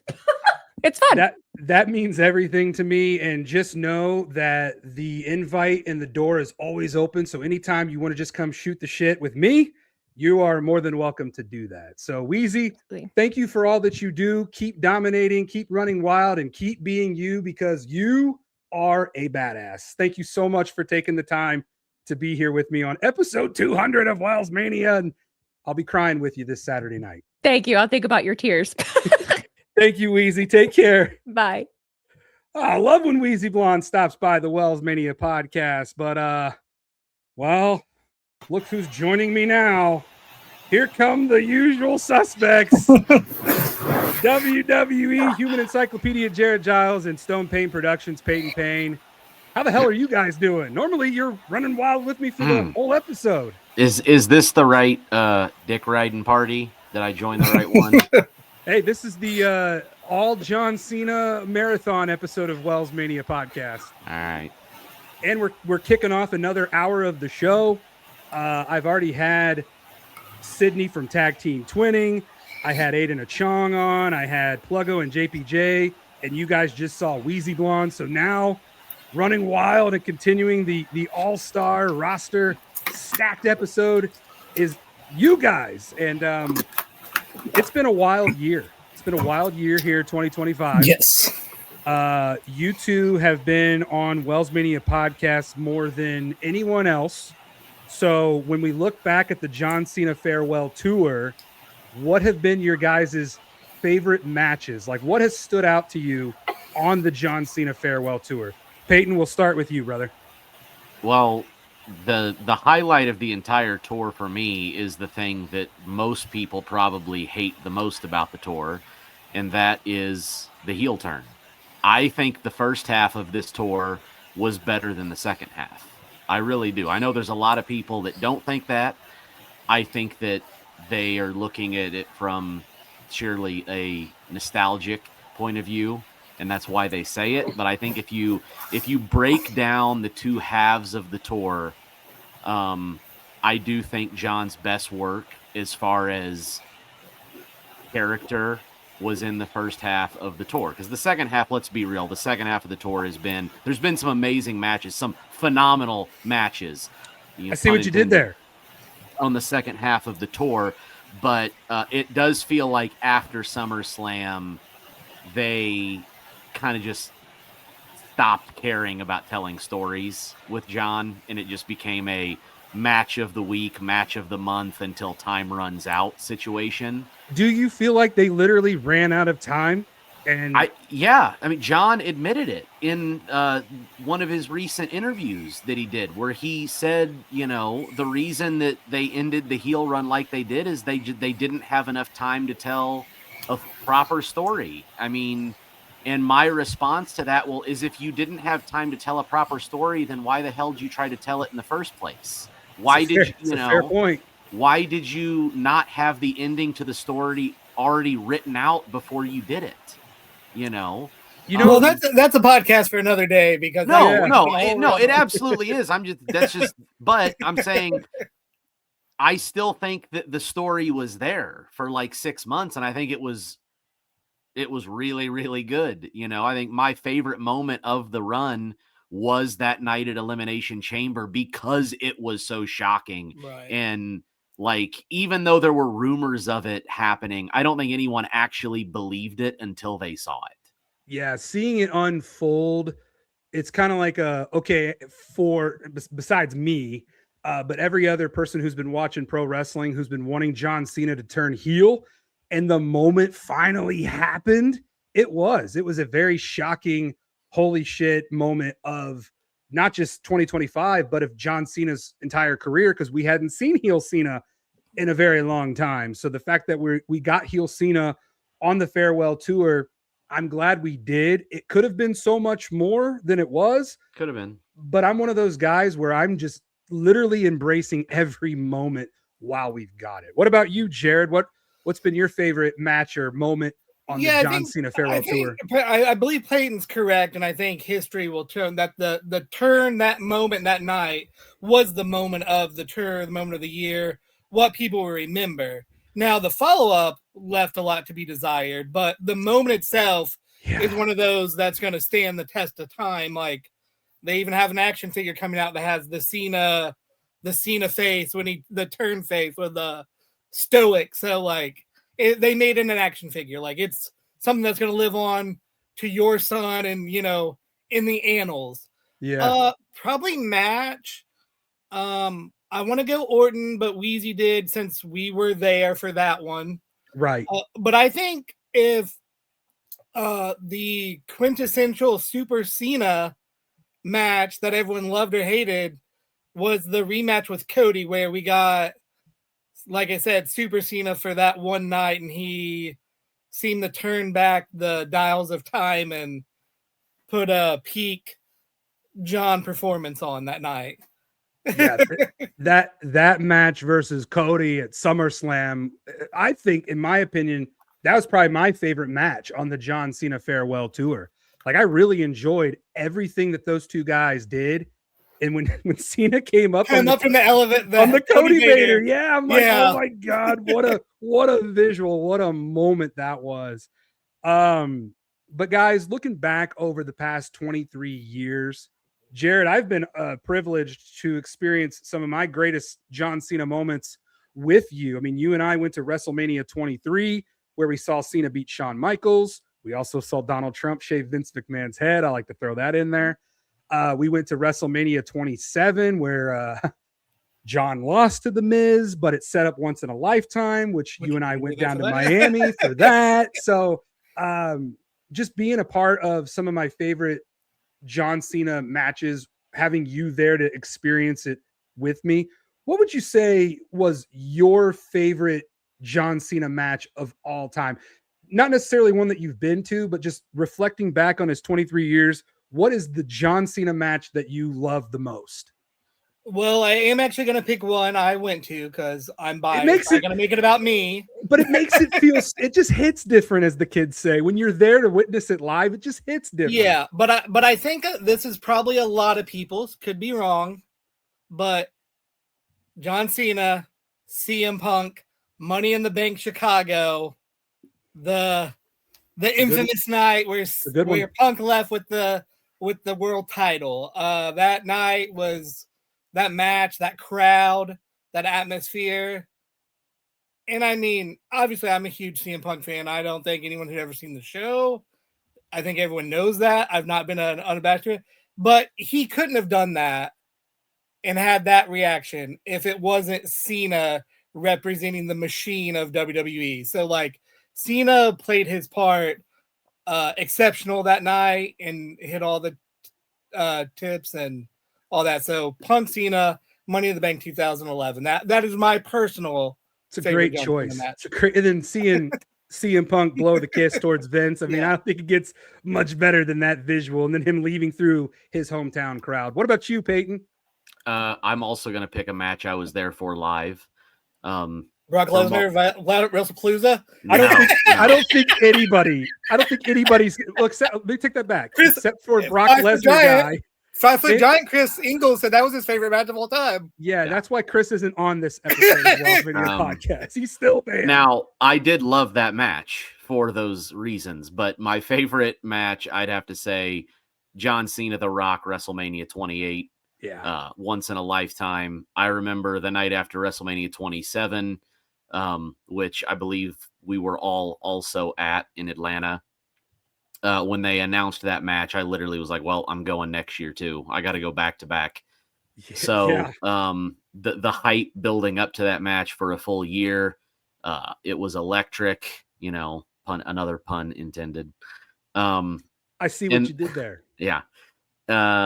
And then also just, the thought of you slunking down in your chair crying in a mass of 80,000 people, it just warms my heart.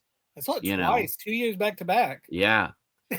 So yeah, I did. I sunk so far in my seat there at Sun Life Stadium when John mocked The Rock and it backfired on him. And then DJ gets the 1, 2, 3. And I'm like, are you kidding me? Am I witnessing this? Yeah.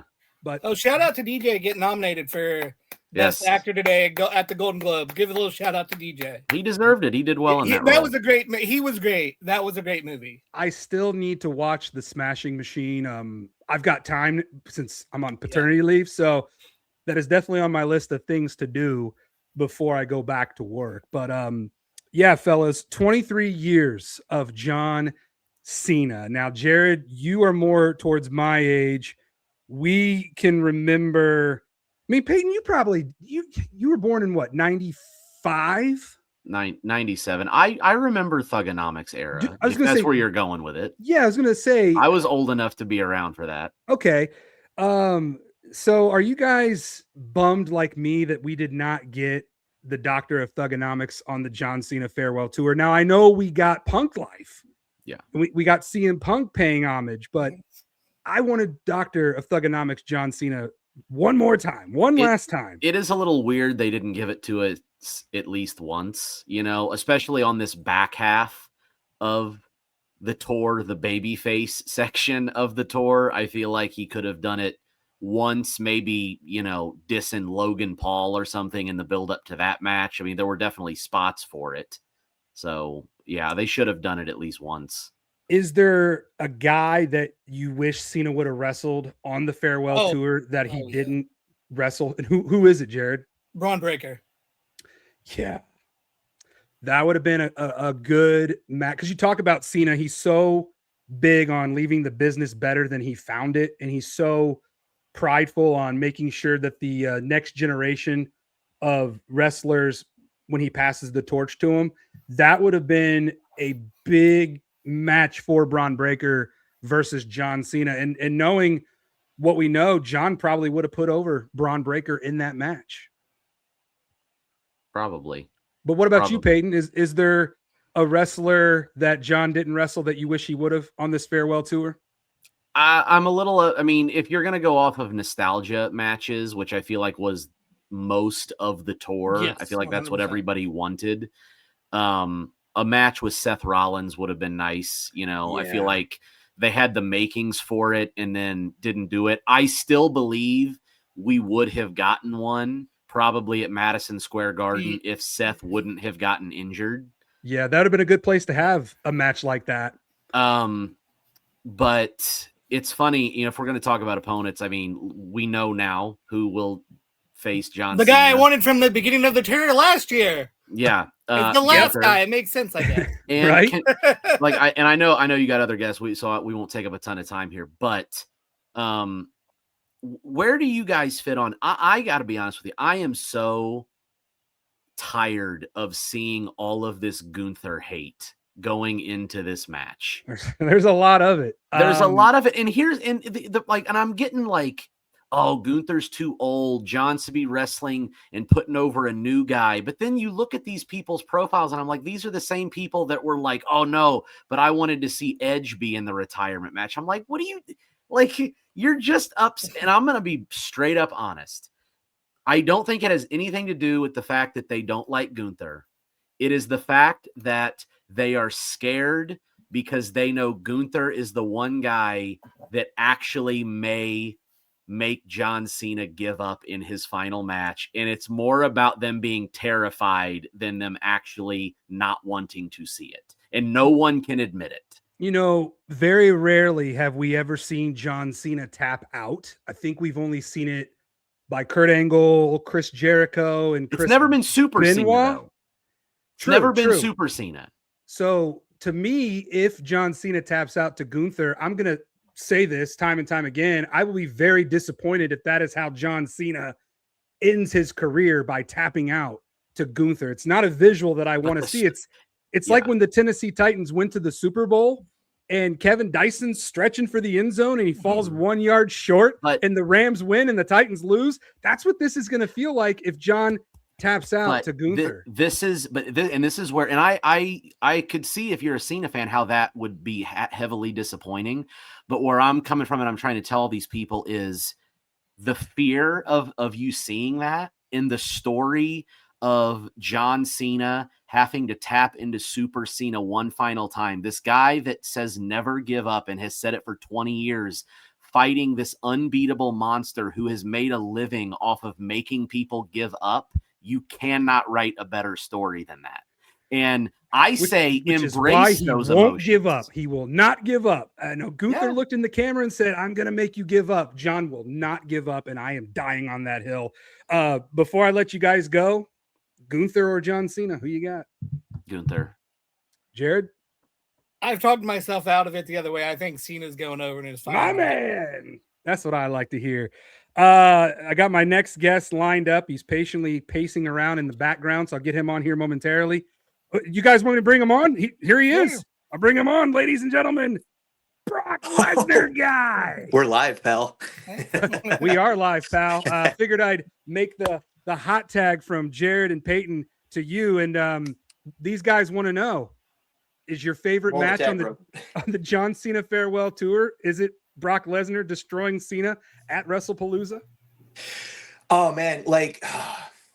Obviously, as the Brock Lesnar guy, everyone's like, oh, I must have enjoyed it. I'm not saying I didn't enjoy it, but man, I wish they would have given Cena a little bit more offense there.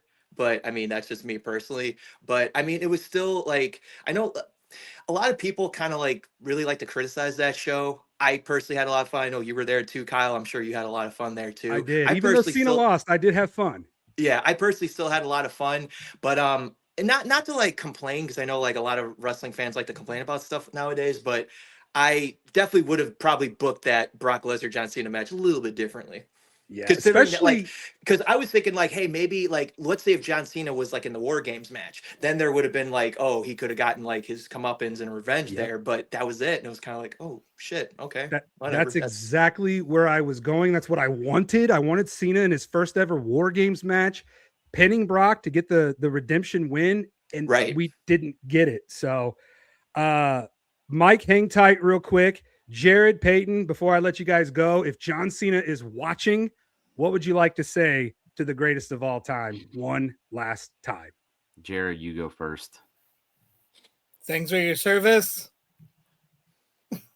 Short and sweet. I love it. What about you, Payton? And don't say Cena sucks. Okay, well, I'll just do that then. There you go. Hey, if that's how you guys feel, that's how you guys feel. Not the San Diego shirt, just another diaper. Another one bites the dust. Jared, Payton, thank you guys so much. And I'll be in touch with you guys for maybe episode 201 next week. Sounds good. See you, fellas. Brock Lesnar guy, Michael Corcoran. How you doing, my dude? WellsMania, brother. I'm doing great, dude. How are you doing? It's John. Like it's bittersweet because I'm very excited for Saturday. I'll be in DC this Saturday, but obviously yeah. I'm very sad too because this is it. It still hasn't fully sink in. It'll probably sink in, once the When bell you're rings. there. Right. Yeah. It's gonna be epic, dude. I can't wait. I just had a son. I was planning on Congratulations, by the way, man. Thank you very much. I didn't think that was going to be on my bingo card for 2025, but here we are. What a wild year 2025 has been. Not only has it been the John Cena farewell tour, but I got married back in April out in Vegas, went to WrestleMania with my wife, and then we found out that she's pregnant. We just had him last month. So he will get to watch John Cena's final match with me here at my home. And then eventually one of these days, I will take him to his first live wrestling show. So, but I did see John Cena this past August in Chicago. Mm-hmm. And John cut a video for my son. Oh, that's awesome. He said his name, Theodore Caden Wells, your time is now, or welcome to the world, your time is now. And that's just the kind of guy that John Cena is. Now you have personally had interactions with John Cena more times than I could probably count. But over the past 23 years, looking back, what have been some of your favorite interactions with John Cena? Like what are some things that really stand out to you? So honestly, in more recent time, because obviously it took a while for him to like remember me. So like once he started remembering, obviously that was awesome. But like honestly, so like I had three, including the one that you were at in Chicago, that was honestly probably one of my favorite ones. He sees me right away, he gives me the hug, we talk for a second, and one of the things that he said to me, he said the same thing to us and to me and John in San Diego too. He was like, "Man, I felt so bad when I was heel and I couldn't interact with you guys at ringside, but I love seeing you guys at ringside." It's just like little stuff like that just like warms my heart. The fact that he like remembers, it just shows you how genuine he is, and which makes him the GOAT for many reasons other than that. He is, man. He's a very genuine dude, and he has remembered. Like I didn't think he would remember who I was, but when I met him in 2012 here in Indianapolis, I was with WWE's biggest fan, John Glick, and later on that night I drank a PBR with John Cena at Kilroy's. And I've told that story a million times. So then I saw John in 2016 at Wizard World in Chicago, and he remembered who I was. He was like, "How's Indianapolis treating you?" And in my mind, I'm thinking, how the hell did you remember who I am? And out of all the cities to take a stab and a guess on somebody, you nail the one that I'm from. Mm-hmm. So yeah, man, when you talk about one of the most genuine wrestlers, John Cena's name is right there at the top of the list.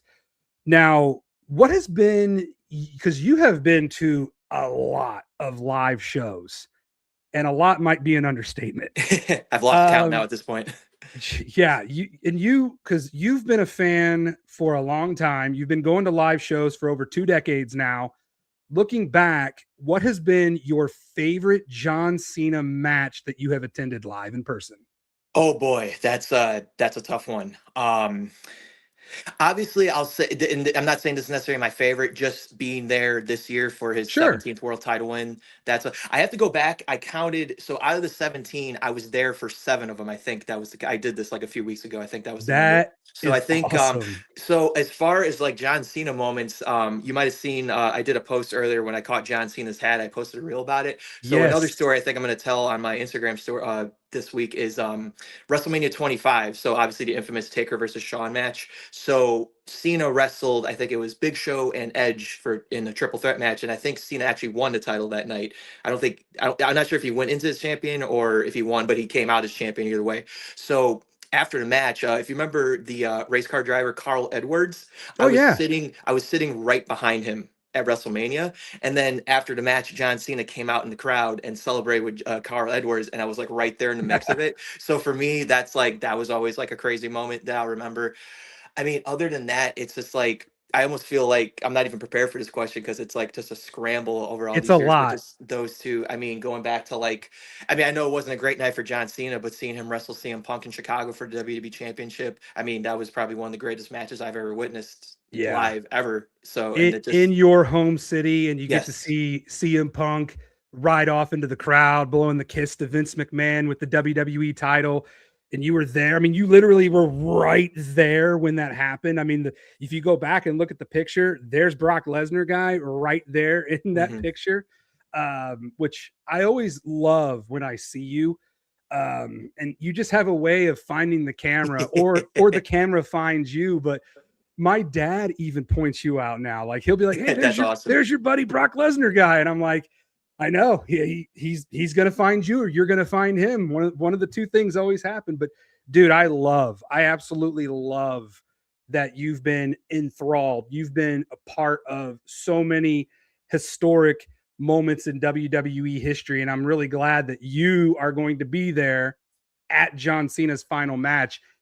How are you feeling about going into Washington, D.C.? I know you said it won't hit you until you're there, but how are you feeling going into John Cena versus Gunther? And who do you have winning that match? So in one sense, I feel good because it hurts me to this day. But so John Cena debuted in Chicago, and I was actually not at that show. So that always kind of like hurt me a little bit that I wasn't there. And even though I've made up for it for being there for so many of his other big moments, but since I was not there, it was always kind of like, oh man, I wish I could have been there for that. So obviously, back in September, he made his final appearance on SmackDown, which was on Chicago. So that was like the full circle moment. So that was kind of like a redemption. Like, okay, I was there for that. And now it's like, so I wasn't there for the first, but now I'm there for the very last. And then I'm going to be completely honest with you, as far as who I want to win, I want John Cena to win, of course. But I kind of have a feeling it's going to be Gunther, just because I just know Cena. Because I know in a traditional, I know we don't like tradition is kind of bucks sometimes nowadays, especially. But I feel like especially with John Cena, he might want to go with tradition and because it was always like a tradition back in the day, like your last match, you take the go out on your back. So I feel like John, I mean, especially if WWE says like, hey, I mean, John's he doesn't say no. So and I can see it happening. And as far as if it should have been Gunther or whatever, not saying he doesn't deserve it. For me personally, I wish it could have been someone else. I was honestly kind of cheering for LA Knight on Friday, even though I knew Gunther was going to win. But honestly though, it's not a bad choice. It's a good choice in the sense of the fact for what he's accomplished. I mean, he retired Goldberg on the same show in the same year. So it's kind of like, it almost makes me think back to Brock Lesnar back in 2014 when he defeated the Streak and then completely dominated again John Cena for the world title. So it's kind of like in a similar aspect as far as that. He's on such a hot streak, so it's just they want to continue building with that, and then it's kind of like a passing of the torch too. Yeah, and you look back when Gunther retired Goldberg, which is a pretty big deal because we all thought that maybe Goldberg was going to win that match, and he didn't. And now Gunther has another opportunity to retire arguably the greatest superstar of all time. And then you go into 2026, and then my creative starts running wild. It's like, what if Gunther goes on as the career killer? Like he retired Goldberg, he retires Cena, he retires Rey Mysterio, AJ Styles, Randy Orton. Randy Orton would be the cherry on the top because he was once upon a time the legend killer. And he's in the Twilight now too. So I mean, and this is me justifying my boy John Cena losing, but if Gunther does retire Cena, it better be worth it, and we better get him retiring all these legends when their time is up. That's the only way that I can find justification in Cena losing, because I'm like you, man. I do not want to see John Cena lose in his final match. Like, some wrestlers have been very fortunate, like The Undertaker comes to my mind. The Undertaker rode off into the sunset, beating AJ at WrestleMania in that graveyard match. And that was it. Undertaker has not been back. And I don't think he's going to come back. I think he's legit done. You get a guy like John Cena, who we both know when he says he's done, he is done. He's not coming back to wrestle ever again. So it really hits you even more when you're like, he's one of the few that this is it. I mean, this is his final match. And I don't want him to lose. I know it sounds selfish, and I know you feel that same way too, but we want to see him go out on top. Yeah, and obviously, like, I know everyone's saying like, oh, and here's the thing too, like, I get the mistrust of it as far as like there's been I mean, not to knock Mick Foley, but Mick Foley's a perfect example of someone who's retired, came back a month later, retired again, came back 2 years later. So it's like, I get like with that whole sense of thing. I also like, here's the thing. So like Shawn Michaels, I still considered him retired at 2010 because I feel like that Saudi match situation, he wasn't trying to do that. That was it was a situation, and we don't have to really go into that, obviously. But like for me, it was because like I was there for that match too. I saw Shawn Michaels retire. I don't care. That was it, because that was like a one-off. It was a different country, whatever. It's just it was what it was. But like with John Cena, he means what he says. He's genuine. So when he says this is it, this is it. You won't see him anymore after this. Well, you'll see him, but you won't see him wrestle anymore. Correct. I do believe he said that he'll be in suits every time he comes back. So the jorts, so like in a sense of like Undertaker retiring the dead man gear, he's retiring the jorts. The hat, the t-shirt. And I hope that he doesn't take the jorts off and leave them in the ring as he walks away. Hopefully he'll have like something else on underneath. Keep the jorts on, John. Which is more reason for him to win. So that way we don't have to run into that situation. Yeah. Of him taking off his jorts and leaving them in the middle of the ring. And is it fair to say, like, so like if Gunther wins or whatever, like, is it fair to say that he retires him even though John Cena's retiring regardless, or does that count? Like, because a lot of people are saying like, oh, Gunther's going to retire him, but like John Cena's retiring regardless. So I don't know. I've kind of had a little conflict with that. Yeah. I mean, I guess John Cena retiring is him going out on his own terms, but Gunther being the one to retire him, I think would be like just the cherry on the top. And of course, he's going to come out on Monday and say like he retired him, of course. And I have no issue with that because he's a heel. That's what heels do. But it's kind of like, I don't know. Maybe I'm just being too specific. I get too specific with stuff sometimes. So that's just I love it. It's like, since he's retiring on his own terms, can you technically say you're retiring him, even though this has been kind of like, in a sense, decided for the past year and a half? Yeah. Which I guess in a way, if Gunther does beat John, there is hope. If The Rock does come back and says, nah, you can't retire until you give the final boss one last match. And then John beats The Rock. And then that's when John goes out on top. I mean, I'm trying to find any way to justify.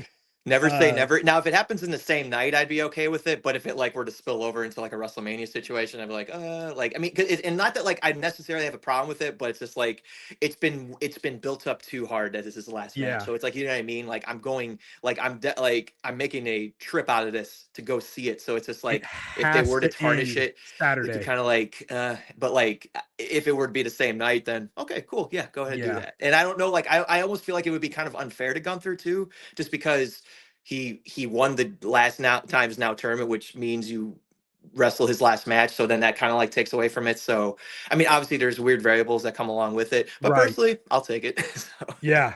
Just as long as John wins, no matter how it goes down, that's what you and I at least want. Before I let you go, if John Cena's watching this, if he stumbles upon it, what would you like to say to the greatest of all time, John Cena? I just want to thank John Cena for all the memories, for being always so kind every time we've met, for being so kind, like especially with like the Make-A-Wish kids. That's like, I watch those videos. I can watch those videos for hours and, you know, Yeah. have tears in my eyes just watching that, and just how he interacts with not just, you know, the Make-A-Wish kids, just with everybody, and makes you feel like he's a part, like you're a part of his family, because like we're all like the WWE universe, whatever you want to call it. We're all like family wrestling Yeah. fans united, and like that's how he treats everybody. So as far as that, like being the total package over the past, what has it been, 23 years? Just 23 thank you for all the years. memories, and thank you for everything you've done. Well, thank you, brother, and have fun in Washington, D.C. Run wild on my behalf, and I look forward yeah. to seeing you on TV. Hell yeah. Thank you, Thank you brother. for Have a having me. good one. Yeah, thank Thank you. you. Thank you. Brock Lesnar guy. Always a treat running into Mike. He's a good dude. Ladies and gentlemen, you've been patiently waiting. You've been tweeting at me. Who's the mystery man on episode 200 of WellsMania Podcast? Who's the man in the black hoodie? Well, I got your answer. Without further ado, it's Sean Ross Sapp. What's going on, brother? A collective groan from your audience ensues. I hope not. Hey, this right here has been a long time coming, and I just want to say thank you for taking the time to come run wild on WellsMania Podcast. I know that you are and when I say very, very busy man, I don't even think I'm giving you justice by saying that. You are one of the busiest, hardworking people in this business. So thank you so much for giving me a little bit of your time here. While I got you, I got to ask you, how are we feeling going into John Cena's final match this Saturday at Saturday night's main event? How do you personally feel? And who do you have winning, John Cena or Gunther? I mean, it's one of those things where, especially when Sting came back, I was like, okay, there are a certain number of wrestlers that I'm just going to appreciate while we have them. There's Christian, there's Copeland, John Cena is one of them. And even though he says, oh, physically, I don't know if I can keep up, he's had some of his best matches ever this year. So very clearly he could. But why would he, man? Like he's got a blossoming and successful acting career, and he had once said, I will never be the guy that leaves for that. He understood that that wasn't a reality later on, and he still came back and gave a retirement tour that I think that he had to course correct himself because of how some of the things were built. But I am a fan of this match. I like Gunther a lot. I think he's the right opponent for John Cena. Here are the two ways I see it going down. Washington, D.C., obviously, listen, TKO leans, definitely Trump regime, all that stuff. Right. But he is also Mr. Caught and Compromised, and he is the American flag. If there was a wrestler who is the American flag today, it's John Cena in DC against the most 1980s movie villain that you have ever seen in wrestling. That's a good way to put it. And like it does look like something that would pop right out of a 1980s action movie, right? John Cena, how he looks. Yeah. Gunther, how he is. I could see John Cena winning that match, waving the flag, all that. Or I could see him insisting that Gunther win. And then I mean, I've got a path of which this benefits Gunther regardless. I would have him like take the mantle of the legend killer, and that naturally leads to a feud with Randy Orton down the line. Yeah.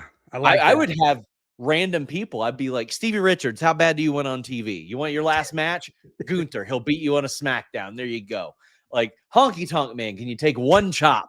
Anything. One more bump, Honky. One more.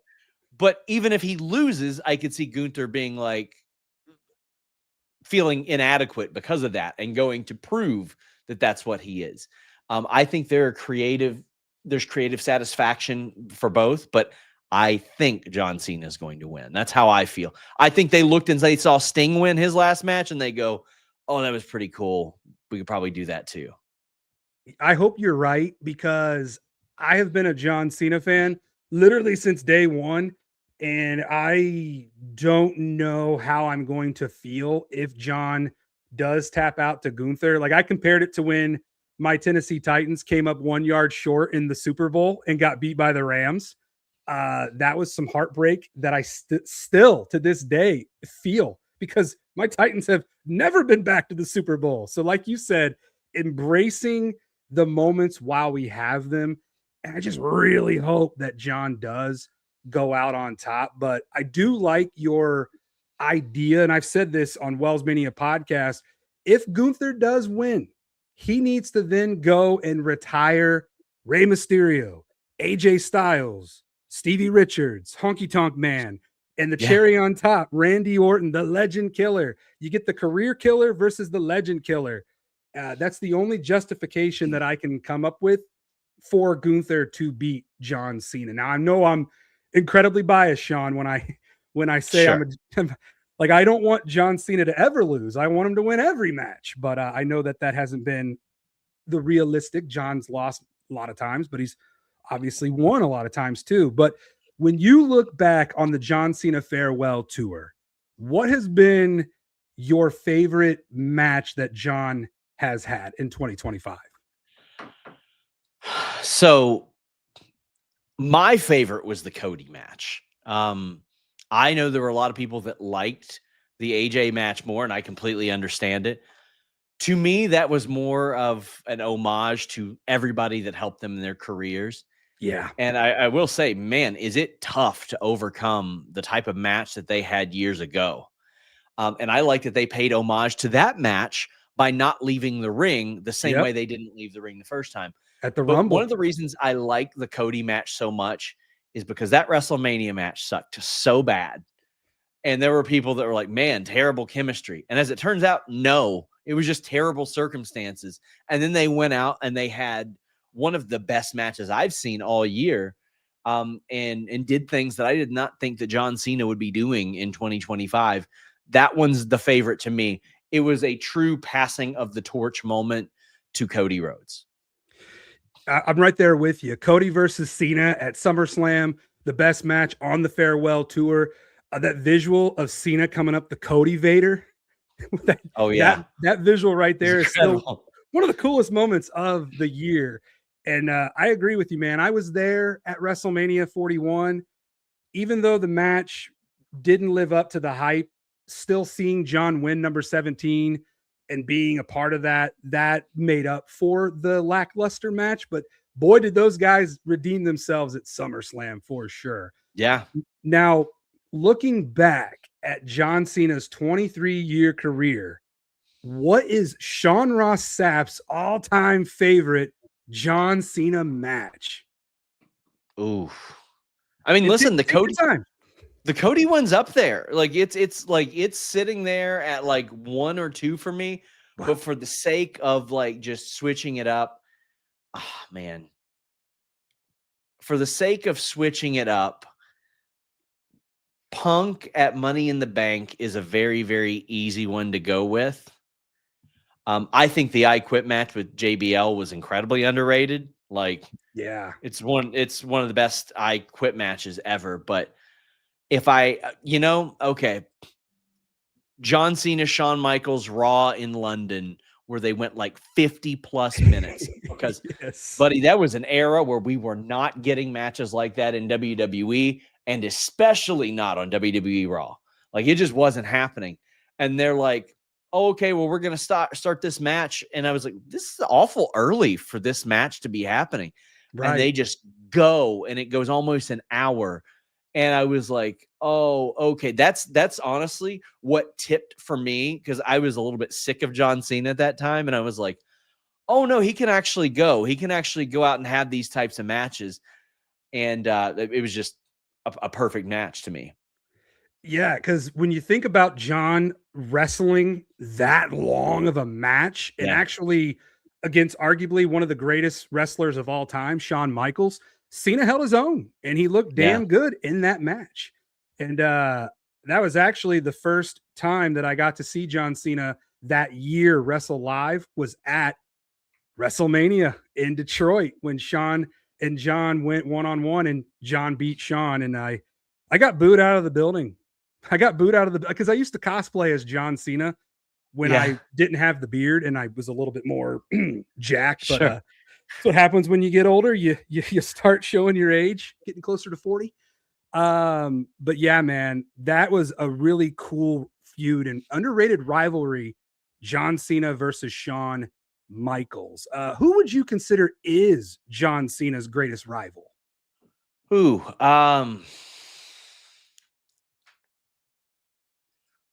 the easy one to say is like Edge, and that was another tipping point for me. I was like, oh, okay, like there's some interesting stuff going on here. I probably got to go with him because they had such fantastic chemistry and consistent chemistry that I was like, oh, okay. But I don't think that like Bray Wyatt gets enough credit for having different types of matches with John Cena, like the Last Man Standing compared to the Firefly Funhouse, just obviously way different matches. I think it's got to be Edge because Edge did that as well. Edge had like the fun cash-in moments, and then they had a Last Man Standing match that was incredible. They had a TLC match that was incredible as well. Like, and there were a whole lot of people that still kind of doubted Edge at that point. They're like, they weren't kind of buying into him, and that helped out. The triple threat at Mania, underrated as well, like, or Backlash rather. Triple threat at Backlash was very underrated. So I've got to go with Edge. Do you, I know this is fantasy booking, but do you wish we would have gotten John Cena versus Edge here on the farewell tour? No, I think it would have sucked. Okay. Unless because they did every type of match. AJ and John Cena didn't. Cody and Cena didn't.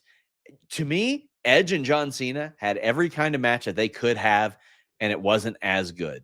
Okay.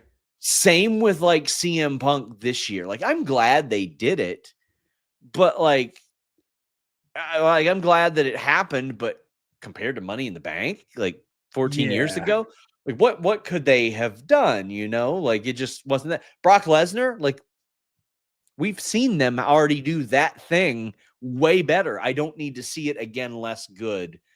I liked John Cena's approach. I thought it was a brilliant approach where he's like, I'm going to do the moves of a bunch of people that I don't get to wrestle. Yes. And I thought that was as genius a way to highlight the people that helped him throughout his career as anything I've seen. Yeah, no, I love that John paid homage to those that he couldn't wrestle, that, like you said, helped get him to where he got. And the only way that you go back to CM Punk versus John, the only way that match could have been booked better than their Money in the Bank match, Vince McMahon comes back and screws over CM Punk.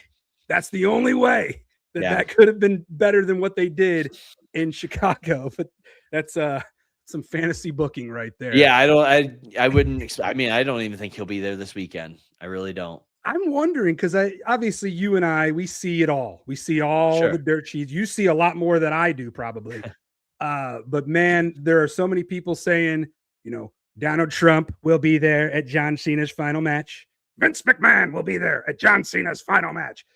So you kind of wonder who the hell will be there at John Cena's final match. So there's only one way to find out, and that is to tune in this Saturday at Saturday night's main event. Sean, Ross Sapp, before I let you go, and I've been finishing up everybody before I send them off their way. If John Cena were to watch this, what would you say to the never seen 17 greatest of all time? So John Cena holds a special place in my heart because like I took care of my grandmother in her later years. She loved John Cena, and she didn't watch wrestling outside of when I did, but she loved John Cena. So when we would watch together, that's who she pulled for. And I think she pulled for him because I didn't like him. I think like that was the troll in her doing that. But that is always like, that means something to me. And what he did, if I was not involved in pro wrestling media, I'd probably be trying to work for Make-A-Wish or something like that. And the work that he has done with Make-A-Wish not only is unmatched, it has motivated everybody to be like, oh, that's a part of this. Like, we got to step up. We got to do things like that as well. And helping out people like that. And quite frankly, just by all means being a good dude from everything that I understand, and showing that is a great path. But specifically the Make-A-Wish stuff that just hit me really close, and I will always appreciate that he did that. I love that, man. I love that. And it means so much more having your grandma involved in it, because that's who got me into pro wrestling. My grandma and my dad. If it wasn't for my grandma, there would probably be no WellsMania. So yeah, in more ways than one, because she gave birth to my dad, but that's neither here nor there. But yeah, man, thank you so much for taking the time to run wild with me on this episode, and keep doing what you do, man. I'm a big fan of yours. I love all that you do. I know you get a lot of hate. Fuck those people. Listen, man, you're not a fan. You're a friend of mine. I've known you for years at this point. I appreciate that. We've had the privilege of working together in the ring, which was honestly something that again, I hold very near to me. Being able to work with people that I know and like outside of it is very important to me. And you've always been an A+ dude, and I appreciate you. Well, I appreciate that. And I hopefully somewhere in 2026, you and I can get back in the ring. And maybe we team up this time. How about that? I would like that. I would like that one. Let's team up. Mega Mondo and Sean Ross Sapp. That's an unbeatable tag team right there. We're going to find some place to book us. Well, thank you, SRS. I'm sure you can find somewhere. Oh, yeah. With you, absolutely. Hey, thank you so much. Enjoy Saturday night's main event, and I'll talk to you somewhere down the road, brother. See you, my friend. Thank you. Thank you very much. SRS was the mystery man, Sean Ross Sapp. I love that dude. It's a good dude right there. I will momentarily be joined by my next guest. I saw her. She popped up. I don't know where she went. Let's try to get her back on here.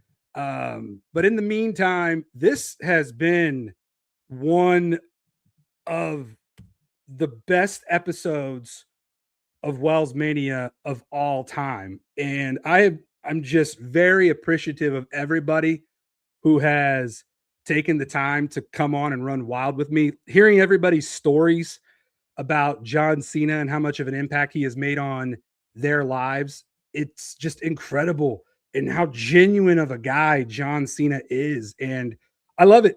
I love it. All right, let me see here. You are good to come back on.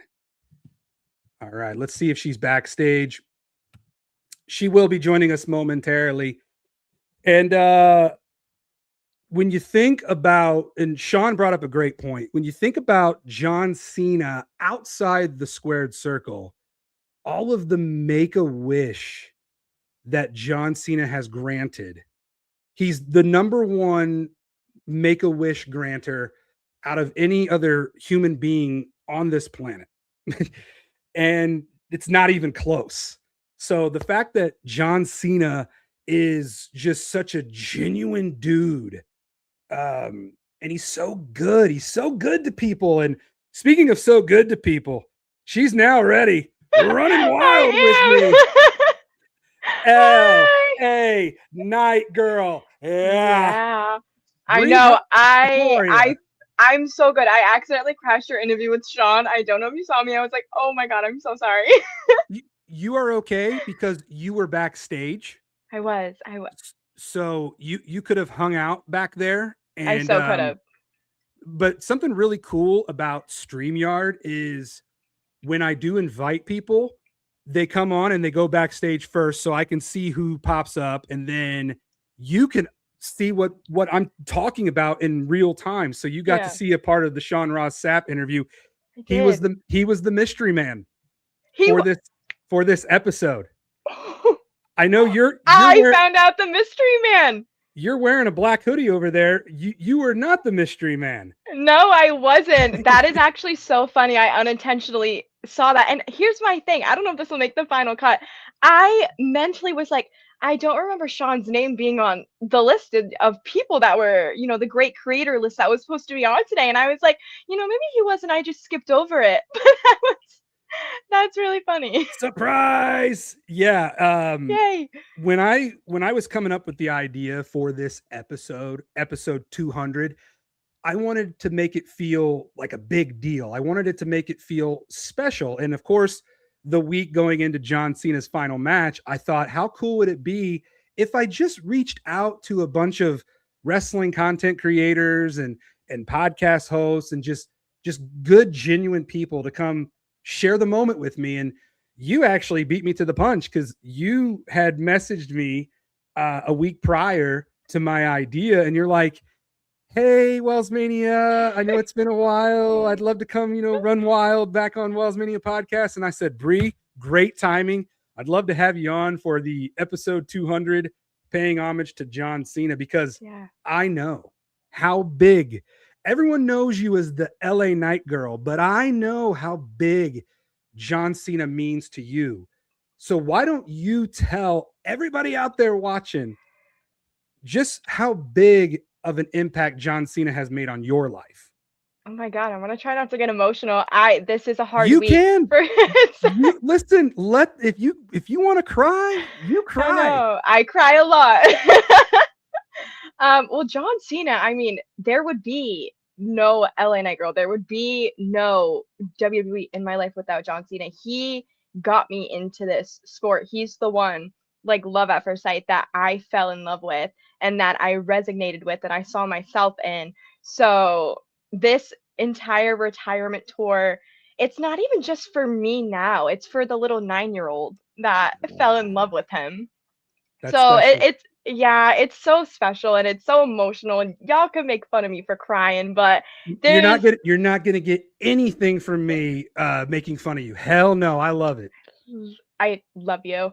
But especially just like being able to watch his retirement tour. Like, I've been so fortunate to be able to go to the Rumble, to be able to go to his last Mania, SummerSlam, all of these big milestones. I saw him win his last WWE championship, the Never Seen 17. Yeah, hello, that was you huge. and I both. I just saw him become Grand Slam champion, which is all I've ever wanted. I have not shut up since I was little about him being a Grand Slam champion, so I got to witness that. So it's bittersweet because it's cool that you get to witness these moments, but it's also devastating because you're not going to get that next year, and this is the final time. Yeah, because when you think about wrestlers who always say, this is my retirement match or this is my last match, Ric Flair, and then all of a sudden they wrestle Goldberg, they just Bill. They keep coming back, and it's like, with John Cena, this is it. Like, he's one of the few people that when he says that this is my last match, you take him at his word. We will never see John Cena wrestle another match ever again. There's a quote he said that really stuck with me in an interview. I believe it was on a panel after one of the PLEs, and he said, there's no number, there's no amount of zeros that you can put on a check that would ever have me come back in this ring again. And that hit me like a semi truck, because I was like, oh, this man's serious. If this is me with John Cena, just like imagine like LA Knight or someone like Right. This is like, it hasn't even hit me yet, and I don't know if it'll even hit me Saturday watching it, but it feels like the next show I go to, his musical hit, and that's just not the truth, sadly.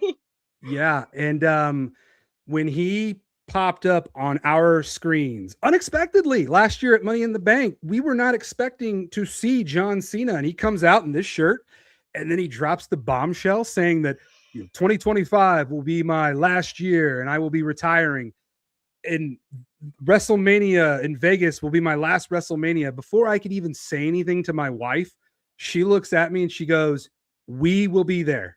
There is no way you're going to miss that. So I love that. And then, no coincidence, I proposed to her about a month later after. And now you have a baby. And yes, now we have a baby whose name is not Cena. I know a lot of people were pushing for me to name him Cena, which, trust me, I did too. And my wife respectfully declined that. She did say that when we get a dog, we can name our dog Cena. So heck yeah, we'll take it. We'll take it, Mrs. WellsMania. We'll take it.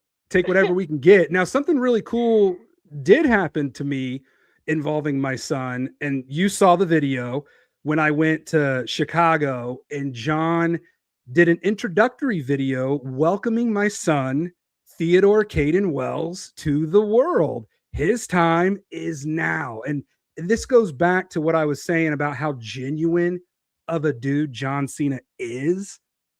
I've met a lot of people in my 39 years on this planet. John Cena is arguably one of the most genuine people I have ever met. And they always say, you don't want to meet your heroes. You don't want to meet your heroes. Mm-hmm. John is the rare exception to that, because he has been, outside of my mom and dad, he is my hero. And my goodness, he has been so good to me. The four times now that I've had the privilege of interacting with him face to face, he's just a really genuine good dude. And I just love hearing your stories and everyone else who's been on this episode. That's something that it just affects us all. It touches us all. So you said it best. You don't know how you're going to feel Saturday until it hits you. Do you think John Cena is going to beat Gunther, or do you think he's going to put Gunther over and go out on his back? I spoke about this aspect last time I was on here. There's the fan mindset, and then there's, unfortunately, the business aspect of this world. You know, it's a tough world. So the fan in me wants John to absolutely destroy, annihilate Gunther. Like, Yeah. you're done. 1, 2, 3, wrap it up, ring general. But then from the business aspect, and John Cena being the most humble man of all time, and just giving and giving and giving, it's 50-50. I could see him putting over Gunther, even though he doesn't really need it, putting him over more, and, you know, kind of being like, okay, all right, kid, it's up to you now. The floor is yours. I'm gone. What are you going to do with this throne I just passed on to you? So it's 50-50, but in a perfect Bri world, I would like John Cena to destroy Gunther. I love Bri World. I would like for Bri World to become a reality on Saturday night. I tell you, Bri, I was rooting so hard for LA Knight to beat Gunther because in that situation, John Cena versus LA Knight, for you and I both, that's a win-win. Like, I think both of us would have been okay with John winning or LA Knight winning, but now you got John, and Sean Ross Sapp just said it best. You got John Cena as this, 80s American face going up against the 80s foreign heel. And so it's just like, John versus Gunther, it just feels so personal. And I don't want Gunther to be the one to retire John. And let alone if John taps out, that's something that we have rarely ever seen. I mean, he's only ever tapped out to Kurt Angle, Chris Jericho, and Chris Benoit. That's it. Listen, that is it. From my experience Friday night, there is nothing more embarrassing. Love you, LA. But as your PR manager, there is nothing more embarrassing than having a man submit and tap out. I would have rather him have been choked out. So John, if you're seeing this, don't do it. Get choked. Don't tap. Just don't do it. Please don't. Never give up. I mean, John's never been give preaching up. it for 23 years. Never give up. Yes. Speaking of 23 years, I know you're not even 23 years old. So all you have ever known is John Cena. Mm-hmm. So over the course of your whole life, what has been your favorite John Cena match? Oh my God, this is such a bad answer to everyone else, but a good answer to me, because there are no wrong answers with this match. Question. Is very personal to me. This WrestleMania is very personal to me, because without this Mania, without this main event, without this match, there would be, I don't know what I would be doing with my life. John Cena versus The Miz, main event of WrestleMania 27. That match. I'm just kidding. Could you imagine, like, no, but that match is what, it's hard to even think about what my life would be like without wrestling. So that match is really what cemented it for me, was John Cena. And there's nothing wrong with that, because, I'm one of the few who tries to look at the positive in everything in pro wrestling. I know that's sometimes hard to do, since pro wrestling can be very toxic and very negative. Mm-hmm. I've always chose to go the positive, seeing the good in everything. So I was there, Bri. I was down in Atlanta, Georgia. I was cosplayed as John Cena. I had my spinner title at WrestleMania 27. At WrestleMania 27. So that is historic. When The Rock screwed over John and The Miz beat Cena, I was so pissed. I was so mad. But then the next night on Raw, when we got the booking, 1 year in the making of once in a lifetime, John Cena versus The Rock, all was forgiven. And I was like, you know what? I'm okay that he lost to The Miz because now he can go beat The Rock, which did not happen. But I was there at WrestleMania 28, and I sunk so far in my seat at Sun Life Stadium when The Rock beat John Cena. But I got to see John, just like you, win this past year in Vegas, becoming the 17-time world champion. So at least the last WrestleMania that I got to see John wrestle at, he went out on top. So unfortunately, the last match that I saw John wrestle live was Palooza, and he lost to Brock Lesnar. So that is going to eat me up unless by a miracle I can make it to DC. But then even if I do make it to DC and he loses to Gunther, I would still see John losing in his last match. But you and I are manifesting that is not Bri World happen. Bri World, baby. We had Bri mode and we got Bri World. Bri World. Bri, LA Knight Girl, thank you so much for running wild with me. But before I let you go, and I've been having all my guests close out their segment with this. If John Cena watches this, what would you like to say to the greatest of all time? Oh my God, John, you're gonna make me cry. Just thank you for everything. You know, it's been one of my dreams to meet him. So, I mean, if he does see this, hi, John. I love you. I'm manifesting that you're going to meet John Cena. It's gonna happen. Thank you. I hope so. Thank you for changing my life. Thank you for being one of my first loves, for getting me into this sport, for making me so passionate about something, for teaching me to never give up, and just changing my life. I don't know where I would be without John Cena. Honest to God. You're not alone, because I find myself saying that too. Like, would I be as into wrestling this old? Like, I'm 39 years old and I'm still into pro wrestling like I was when I was a 5-year-old boy at WrestleMania 8. So it's like, you know, John Cena for the past 23 years has impacted your whole life. He's been a huge part of my entire adult life, and it all comes to an end this Saturday. So, Bri, I told wheezyblonde this earlier. If you cry, I cry. You are not alone. So just know that when you're crying, I will be crying on my wife's shoulder as my son is crying on her other shoulder. So a lot of emotions will be felt Saturday night. But Bri, thank you so much for running wild with me. And you are more than welcome to come back on WellsMania Podcast anytime you want. I love to hear it. Yeah. Yeah. Thank you, Bri. Enjoy Saturday night's main event. I'll see you. LA Knight Girl. Yeah. And you know what? We are coming to the end of this star-studded episode 200 of WellsMania Podcast. And I would cue up Vanessa Williams, save the best for last, but I don't want to get hit with copyright. I've already been hit with copyright too much this year. That's why WellsMania got thrown through the barbershop window on Spotify. But ladies and gentlemen, saving the best for last, making his WellsMania Podcast debut, it's Joey Karni from the Angle Podcast. What's going on, brother? How the hell are you? What's going on, man? I appreciate you having me on. Listen, I appreciate you taking the time to come run wild on this episode of WellsMania Podcast, because I, this year, stumbled upon you and your work, and it started at the Royal Rumble here in Indianapolis, Indiana, where I got to meet you briefly. We interacted a little bit, but as you were well aware, at the press junket, there's a lot going on. So I would have loved to have been able to get to know you better, but here we are, finally, all these months later, I'm getting to know you better. So for those that might not know who you are, go ahead and introduce who you are and what is the Angle Podcast all about. Of course. Well, first off, I appreciate you, giving me the kind words. But my name is Joey Karni. I host the Angle Podcast.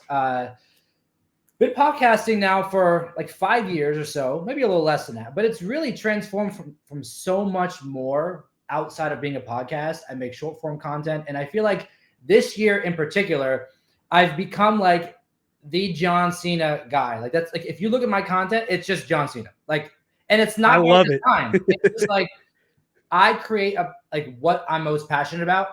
And this year, John Cena has been like the greatest thing to me. So yeah, I do wrestling interviews, wrestling content, anything in the wrestling realm that you could think of, I do it. That's the best way to put it. Well, and I think that's why I've gravitated towards you so much, is because I have been loving all of your John Cena content this year. And what a year to do it, the farewell tour. I actually mentioned, I used your graphic earlier that you posted. You post a lot of awesome graphics on your social media pages. I appreciate it.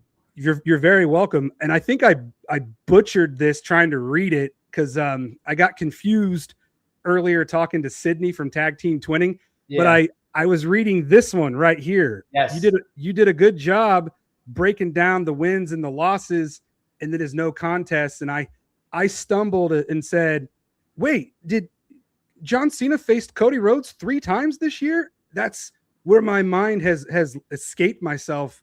Yeah, and I kind of forgot that it happened earlier. Yeah, but. No, you do a great job, and I really enjoy your content, and I'm really glad that you have come into my life with it because, man, it has gotten me through this year so much because it's like, well, Joey's going to feel it just like I'm going to feel it Saturday night's main event. So with that being said, how have you been preparing for Saturday night's main event? And I've been asking everybody this, who you got, John Cena or Gunther? I don't think there is a way to prepare for this. Yeah. And it's funny because he did this in order for us to prepare for this. He gives a lot of time. Yeah. And I don't think anybody can be fully prepared for it because you're only going to realize it after it's over. Yeah. Like in the moment, we're enjoying it. The last match, everyone's excited for the most part. Whatever. But I'm excited for it. And then when it's over and we have Raw and we have SmackDown and we have the PLEs and there's no John Cena and there's no mention of John Cena and there's no idea of maybe he's coming back, that's when it's going to set in. And I'm going to be like, oh, crap, I got to find somebody else to get behind now. Yeah. That's my biggest concern. Who's going to be my new John Cena guy? Yeah, exactly. I have no answer. Like, I've been a fan of John Cena's for 23 years. I was literally a fan of his since day one. Yeah. And you think about, and I'm sure you're the same way. So you think about who is worthy enough to sit on the throne when John leaves it empty. Yeah. And I, like you, I've been racking my brain, like, who's the heir to the throne? And I don't have anybody. And it's kind of scary because, you know, I'm 39 years old. I'm not sure how old you are, probably younger than me. I'm 32. 32. We're in the same, we're in our 30s. Yeah. You know, you're in the beginning. I'm in the end. It gets crazier towards 40, just a heads up. That's only because I'm 2 years in, I'm already like, all right, can we go backwards now? That's only because I got married this year and I had a kid this year. Congrats, so man. That's the biggest thing out of everything. Like, kudos to you. Thank you so much. It's the greatest title that I'll ever have. It's the greatest feeling that I will ever feel. And I've told my wife this. I'm not going to DC. I planned on going, but with a son now, I got to, you know, make some smarter financial choices. Of course, he comes first. He always comes first. My wife and my son come before everything else. And I told her, I said, Theo, that's my son's name. Theo will be crying on one of your shoulders and I will be crying on your other shoulder.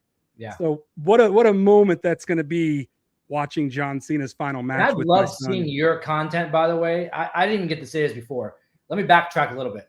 Your content, man, gets me so excited for wrestling. Appreciate that. And I don't just say that to anybody. There are content creators, and I even found myself in that same realm at one point. Just like, you're cranking out content, and there's like, you almost become like you're on autopilot, right? Yeah. You're making videos, you're posting it, you think you sound great, and then you watch it back and you're like, I could have put more personality in that. I could have made it more exciting. Like, I try to make my passion for wrestling come out in my content, whether it's me speaking or me making a graphic, whatever it is.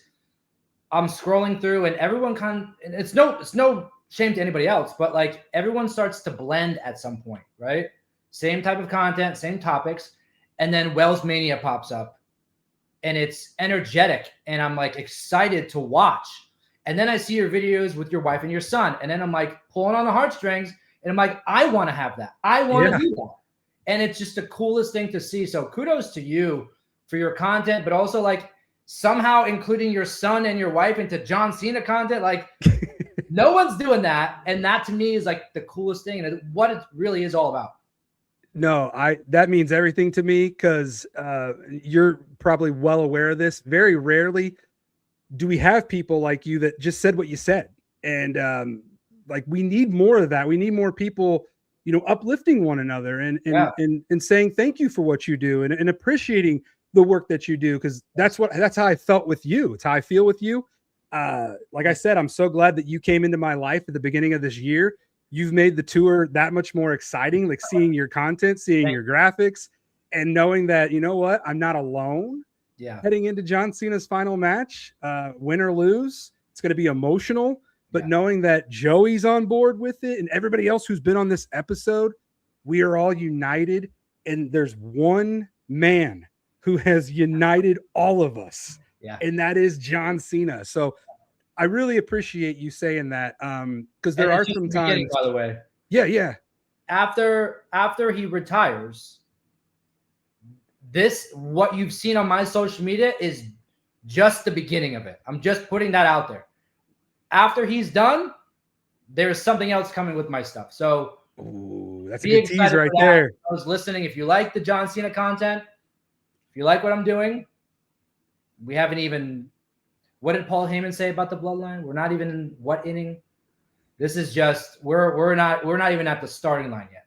Yeah, and that's saying something because you've already done big things this year. So you mean to tell me that there's even bigger things to come in 2026 for the Angle podcast? I love it, brother. I'm confident. I'm confident on that. And I usually never am. Usually I'm just like, whatever happens, what happens. Now I'm just like, no, 2026, we're off. Hell yeah. No, I look forward to it and I'm with you every step of the way. And, you know, you bring up how much of an impact we are on each other. You look back at the 23 years of John Cena. What match is your all-time favorite John Cena match? I know it's a very loaded question. Yeah. He's had a lot of great matches. Like more than you could even we can even think of, right? We can come up with 10 matches right now that were so great. Yeah. I loved, and it's funny because my matches are always different than everybody else's for some reason. Like everyone's like, oh, this, and I'm like way over here. Like people are like head scratching, like why? My favorite match of John Cena is John Cena versus Shawn Michaels the night after WrestleMania 23 on Raw. Yeah. It's like, it's one of those matches that kind of fades into the back somewhere.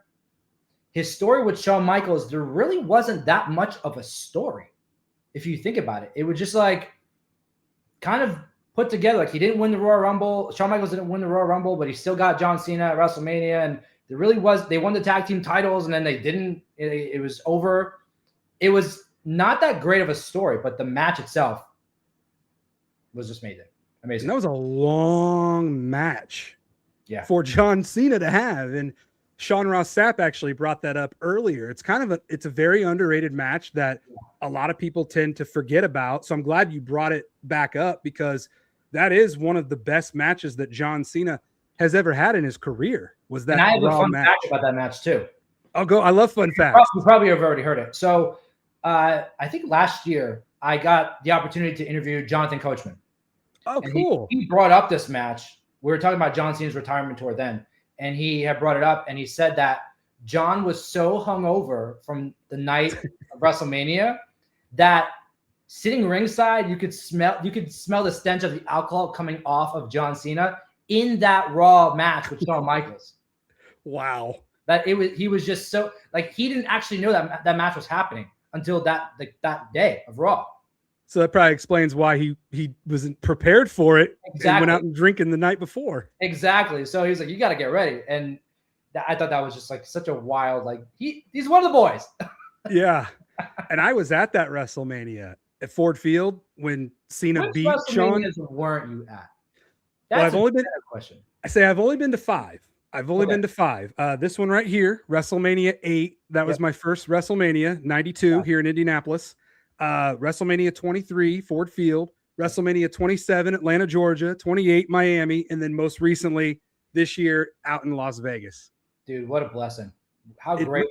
It really is, man. And I'm very thankful that my grandma and my dad took me to WrestleMania 8 because it hasn't been back since. Now we are scheduled to get a WrestleMania here in Indianapolis, and I'm okay. And I love your city, by the way. Thank you. My city loves you. It loves you. I loved it during Rumble. It was the easiest city I've been to for a wrestling event to get around. And I have been advocating, because I've lived here my whole life, and we have hosted everything except for WrestleMania in Lucas Oil Stadium. Because WrestleMania 8 was at the Hoosier Dome, and the Hoosier Dome's long gone, and Indianapolis has changed so much since 1992. Yeah. So the fact that WrestleMania is scheduled to come back to Indianapolis is better suited than it's ever been before. And I want to take my son to WrestleMania with my dad as a full circle moment like he did with my grandma back in 92. So I love that. WrestleMania can wait. I want my son to be a little bit older so he can remember it like I did, because I can remember that Mania. Yeah. Like I was 5 years old. I can remember that Mania, and that's kind of where my memories of wrestling really start taking off. So, and he better be wearing one of those John Cena Farewell Tour shirts that you got, because I know you got a collection. I do. I've got it over here. I'm actually gonna end this episode showing off all of the shirts. Oh, sick. And then because you said something to me the other day, like I can't wait to see you content about it and vlog about it.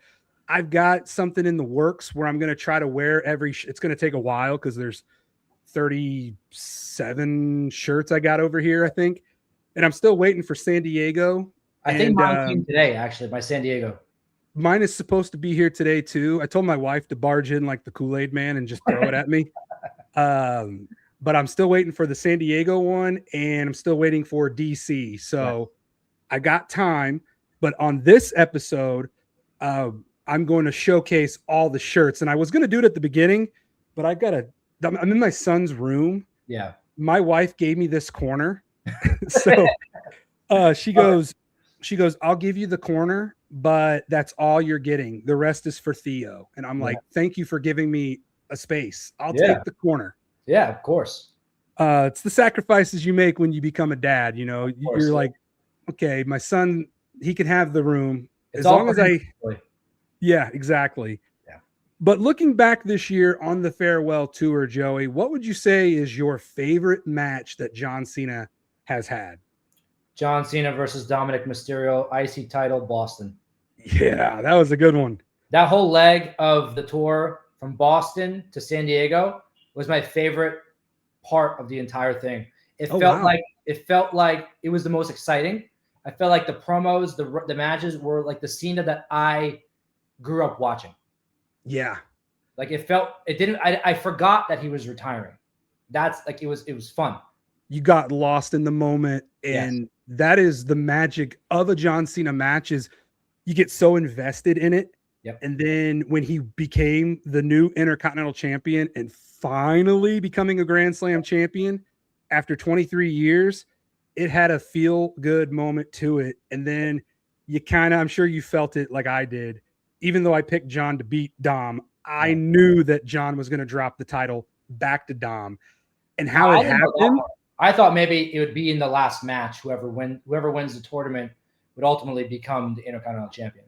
Which would have been a nice little caveat, not only being the one to have that final match, but having the IC title on the line would have made it even more special. Yeah. But man, watching Liv Morgan do what John did to Cody, I was like, oh, so this is what it feels like to be a Cody Rhodes fan at Chamber. Okay. It hurts. It stings. But that was the whole point of that, was to reverse it and put attention on all of the women that were in that. You know how many people Cena put over in that match? Like, I don't think people actually understand, like, all of Judgment Day. Yeah. In one match. The fact that John took a Pop Rocks from Roxanne Perez, didn't have that on my bingo card for 2025. Raquel had him in the air. Like, crazy. She hit him with the Tejana bomb? Yeah. Yeah. That's what John does, though. I know a lot of people give John a lot of shit for burying a lot of talent a It's 'cause while he's a ago, goat. which it is what it is. Yeah. A lot of people bring up Nexus. I get it. But the later part of John, he has been putting people over left and right, and now wanting to showcase NXT talent at his final match. It just goes to show you how genuine of a dude John is. And he really does mean it. I want to leave this business better than I found it. And he's walking proof of that. So this year has been a very emotional one. And I'm just glad that you have really helped the excitement of 2025 with all that you have done. So, and the fact that the best is still yet to come with you, that's a great tease for heading into the new year. So for all of those out there, you better follow Joey and the Angle Podcast, because you're not going to want to miss what he has in store for all of us in 2026. And I promise you that. Joey, before I let you go, I've been having everybody say their kind of final words. If John Cena were to watch this, what would you want to say to him? Well, before I do that, let me just pick, because I didn't answer your first question you asked before, because I usually go off on these tangents. I do that too. I'm picking John Cena to beat Gunther. Hell yeah. That's what I'm talking about. He has to. He lost the Dominant Survivor Series. He's got to go out. And honestly, it doesn't hurt Gunther if he loses. He's still going to be Gunther. Exactly. So it needs to be Cena. I'm going to be there in DC. I don't want to cry harder than I already am. So Cena needs to win. And I actually want to show you this too before I do that. Yeah. It came in the mail today. Dude, you got one of the LGNs? That is awesome. You can't really see it with my camera, but that's very fitting for John Cena. Yeah. Thing is massive, by the way. It's the size of my face. Did you order it or did you find it in the store somewhere? I literally just went into a Target and it was in front of my face and they only had 4 of them. Dude, you are very lucky, because my dad and I, whenever we go out, we have been looking. Like, he's been going to Targets left and right. And then when my wife and son, when we go out, we look. Can't find it anywhere in my area. So I'm glad you got one. There was 4 on the shelf. There were 2 Logan Pauls, 1 Dusty, and 1 Cena. Wow. No, that's a good win. That's a good win and a good find. I love it. I love it. All right, your last what do I want to say to John Cena? Go for it. Thank you for instilling in me the passion and the love and the motivation to be a wrestling fan, let alone become a wrestling content creator. The never give up. It just stuck with me as a kid. I remember watching him in 2002, and then the rap gimmick was so cool. And then when he became John Cena in that 2004, 2005, I must have been like 12 years old at the time. And that to me was the coolest thing. And he made wrestling cool for me, like to never give up. Like as a teenager, that's powerful. Yeah. And to go through my teenage years and to, go through life now being 32, still living by that, using the you can't see me to for fun or whatever it is. Like, I don't know if I would be a wrestling fan today if it wasn't for John Cena. I don't know if I would be a content creator today if it wasn't for John Cena. So there is so much I owe to John Cena, but thank you for just doing the damn thing and making it fun for wrestling fans. Like, you left it better than you found it. That's well said, brother. I couldn't agree more with you. He has made such an impact on all of us. And you're right.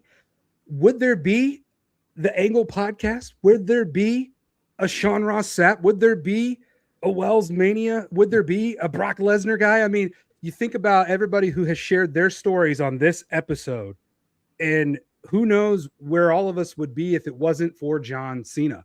Yeah. So, John, I know you just recently went on a podcast and said that everybody's going to forget about you. No way. We will never forget about you. As a matter of fact, 2026 is going to be a hangover year for Joey and I and everybody else who was on this episode of WellsMania. How the hell do we recover from 2025, which has been one of the greatest wrestling years of our lives, and then not having John wrestle at all from here on out? I hope we see him at WrestleMania, because if he gets inducted into the Hall of Fame, which he should, yes, then at least we will get to see him sooner rather than later, because if John doesn't go into the Hall of Fame next year, it might be another couple years before we see him back on our TVs. Well, think about it. He doesn't really do interviews, right? He doesn't really do podcasts. And when he does, he doesn't answer any damn questions, right? He finds a way around them. I personally think when he retires, we are getting some sort of John Cena podcast. And he's just going to play everything, all the secrets, all the questions. Once he retires, everything is going to become loose. An open book tell-all John Cena podcast. I will be day one subscriber. Like, can you see this? That's the name. Yeah. Or can you hear this? you can see me. Yeah. So, no, Joey, thank you so much. Thank you for the kind words. Thank you for all that you do, all that you give. Everything that you do does not go unnoticed. I appreciate it. I know I'm not alone in feeling that way, but at least you can hear somebody say that back to you, because I know it means so much. Like wheezyblonde said that WellsMania Podcast was her favorite podcast to date. And that's something, because Wheezy is Wheezy. Yeah. So that means everything to me, that somebody of her, caliber would say something like that, because I still feel like I'm nowhere near where I want to be. And I've been doing this for a while now. I mean, this is the 200th episode. Congrats on that, by the way. I was going to mention that earlier. Thank you very much. And it's been a long road, man. It's been a long road stretched over the past decade or so when I started doing this. I just really started getting into banging out consecutive episodes over the past few years. Yeah. I wish I would have had this mentality when I first started, but that's life, man. The older we get, we grow, we learn from our mistakes, and we want to just constantly, like John said, leave it better than how we found it. So, yeah. And you love it. So that's the best part about it. Yeah. And then now I've got my legacy, my son, to relive John Cena all over again. Like, I can't wait to show him John Cena's career, like reliving everything with him. Yeah. And John did a video for my son back in August, welcoming him to the world. Fan Expo or something like that? Yeah, Fan Expo. So the fact that when my son gets older and he knows the how big of a deal that is. Yeah. And then finally having him meet John somewhere down the road, it's all full circle, brother. All full circle. Dude, I love that. And you got to keep posting more content like that. Like, it's so different. It's so unique. And I told you before, like, it's what I love most about what you do is just like, you're so authentic, but you're also like this, you're like a larger than life character, but that's you. And that's what makes you so damn cool, man. You're going to make me get emotional over here before Saturday night's main event. No, that is very kind of you to say. It means everything to me, because you don't really know me, but you feel like you do know me. And I'm glad that I come off that way, because I feel like what you see is what you get with me. Like, people, even when they meet me in person, they're like, oh, dude, you're as loud in person as you are on your videos. And I'm like, well, yeah, I just try to be as genuine as just me as me, I try to live what John Cena has installed in all of us, is to be true to ourselves. Yep. The right people will like you, and those are the people that matter the most. Yes, so you nurture the ones that nurture you. And I appreciate that. And you are more than welcome to come run wild on WellsMania. Anytime you ever want to talk, promote anything, come on over. The door's always open. And vice versa. I'm going to get back more into having guests on. I became a little bit of a hermit this year with my show, just because I got so focused on the other content. You had a lot going on. Yeah. So whenever you're available, I'd love to have you on and go over wrestling stuff, and we'll shoot the shit. I appreciate that. It goes both ways. But thank you so much for taking the time to share your stories and run wild with me right here on episode 200. Joey, thank you very much, brother. Thanks, man. Happy 200. Thank you very much. I'll talk to you here very soon. Joey Karni from the Angle Podcast.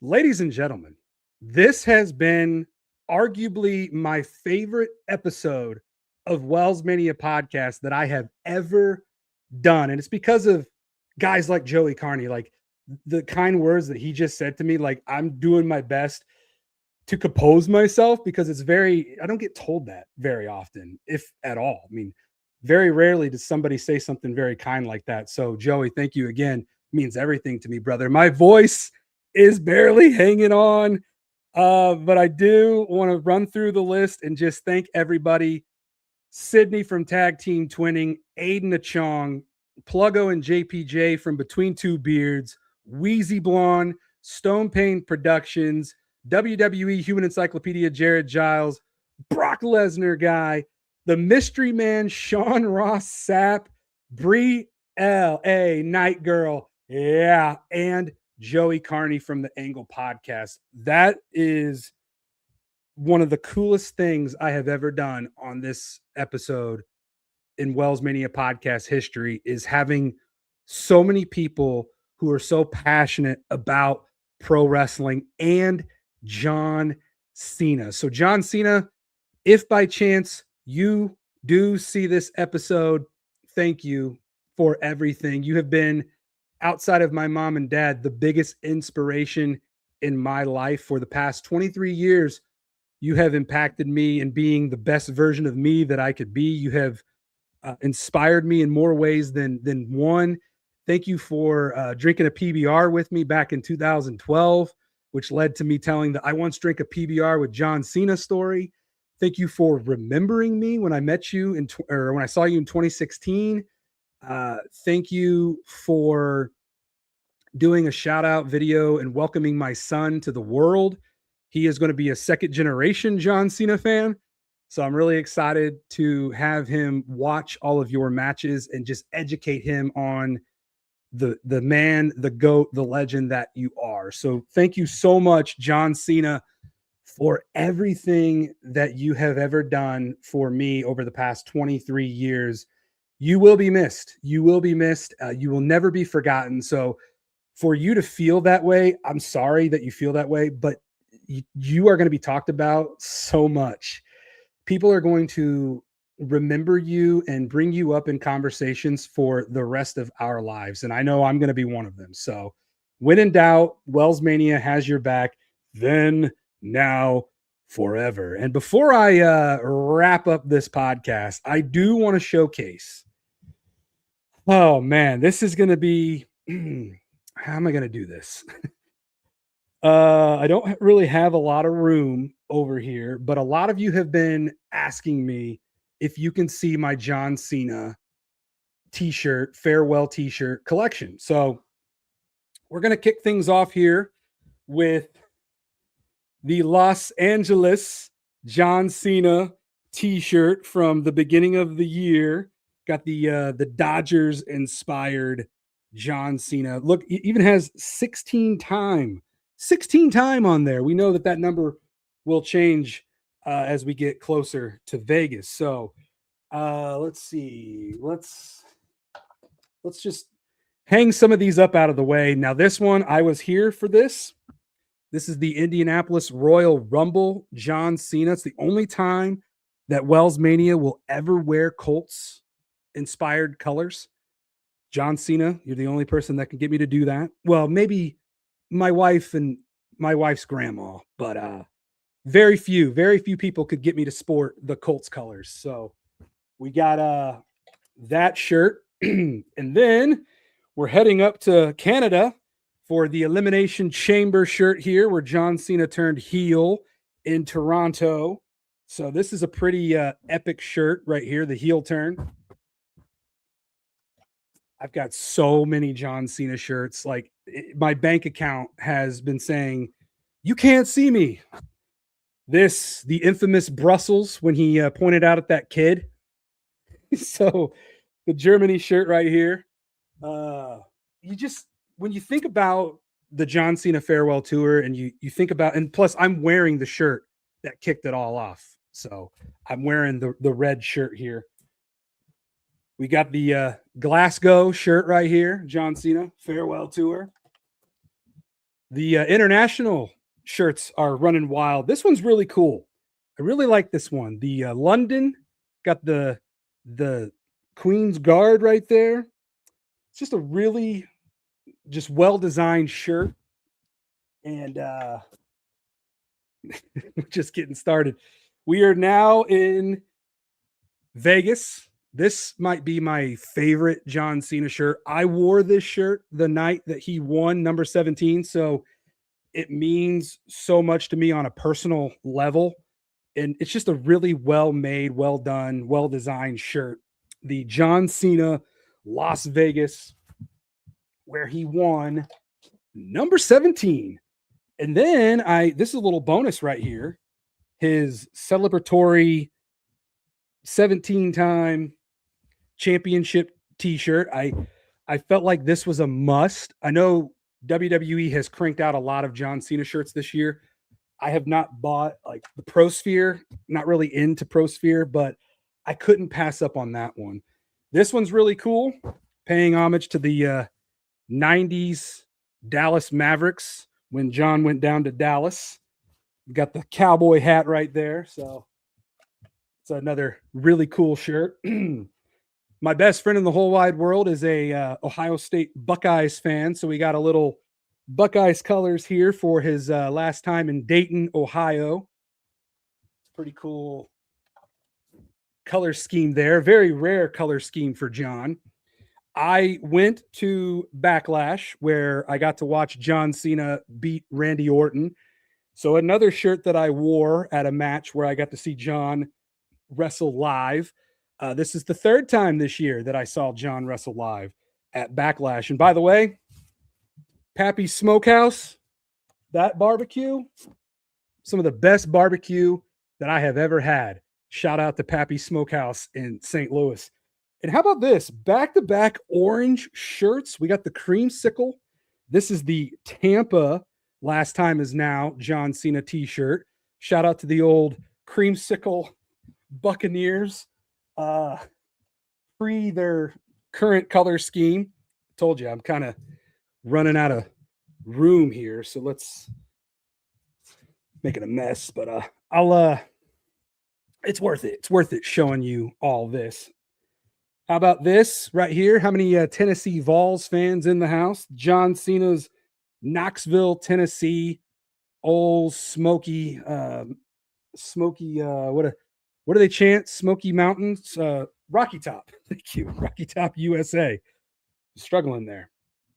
Next shirt we have is the Bakersfield, California. And by the way, all the shirts have this at the bottom. The I call it the stamp of where they're at. This is the Bakersfield one. Got some Los Angeles Lakers colors to it.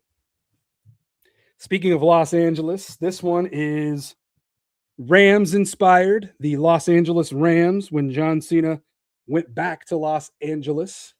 It's another blue shirt on the farewell tour. My man, Michael Stearman, gonna love this one. This is probably he's a big Phoenix Suns fan. And this is another one of my favorite shirts on the farewell tour. The John Cena Phoenix Suns inspired shirt. I love the purple. Love me a good John Cena purple shirt. Let's see. Let's turn down the light here so you can see that better. Very cool. Very cool shirt right there. We are still going. This funny story with this one. I learned a valuable lesson to not wait to buy the shirts because the size that you're going to want will sell out. For whatever reason, the John Cena Farewell Tour Lexington, Kentucky shirt sold out more than any of these other ones that I have showed you. So this is actually a 3X, and I still have the authentic WWE sticker. So if you're watching this and you have a 2X John Cena Lexington, Kentucky shirt, and you want a 3X for whatever reason, I will trade you. I will trade you. So got this one right here. It's part of the John Cena Farewell Tour. wheezyblonde is going to love this shirt. This is the Grand Rapids John Cena Farewell Tour shirt, paying homage to the Detroit Lions. I love the Detroit Lions colors. wheezyblonde loves that shirt. You saw him earlier, Aidanachong. He actually bought this shirt for me when he went to Fanatics Fest in New York. This is a Fanatics Fest exclusive, as you can see right there, Fanatics Fest, New York City.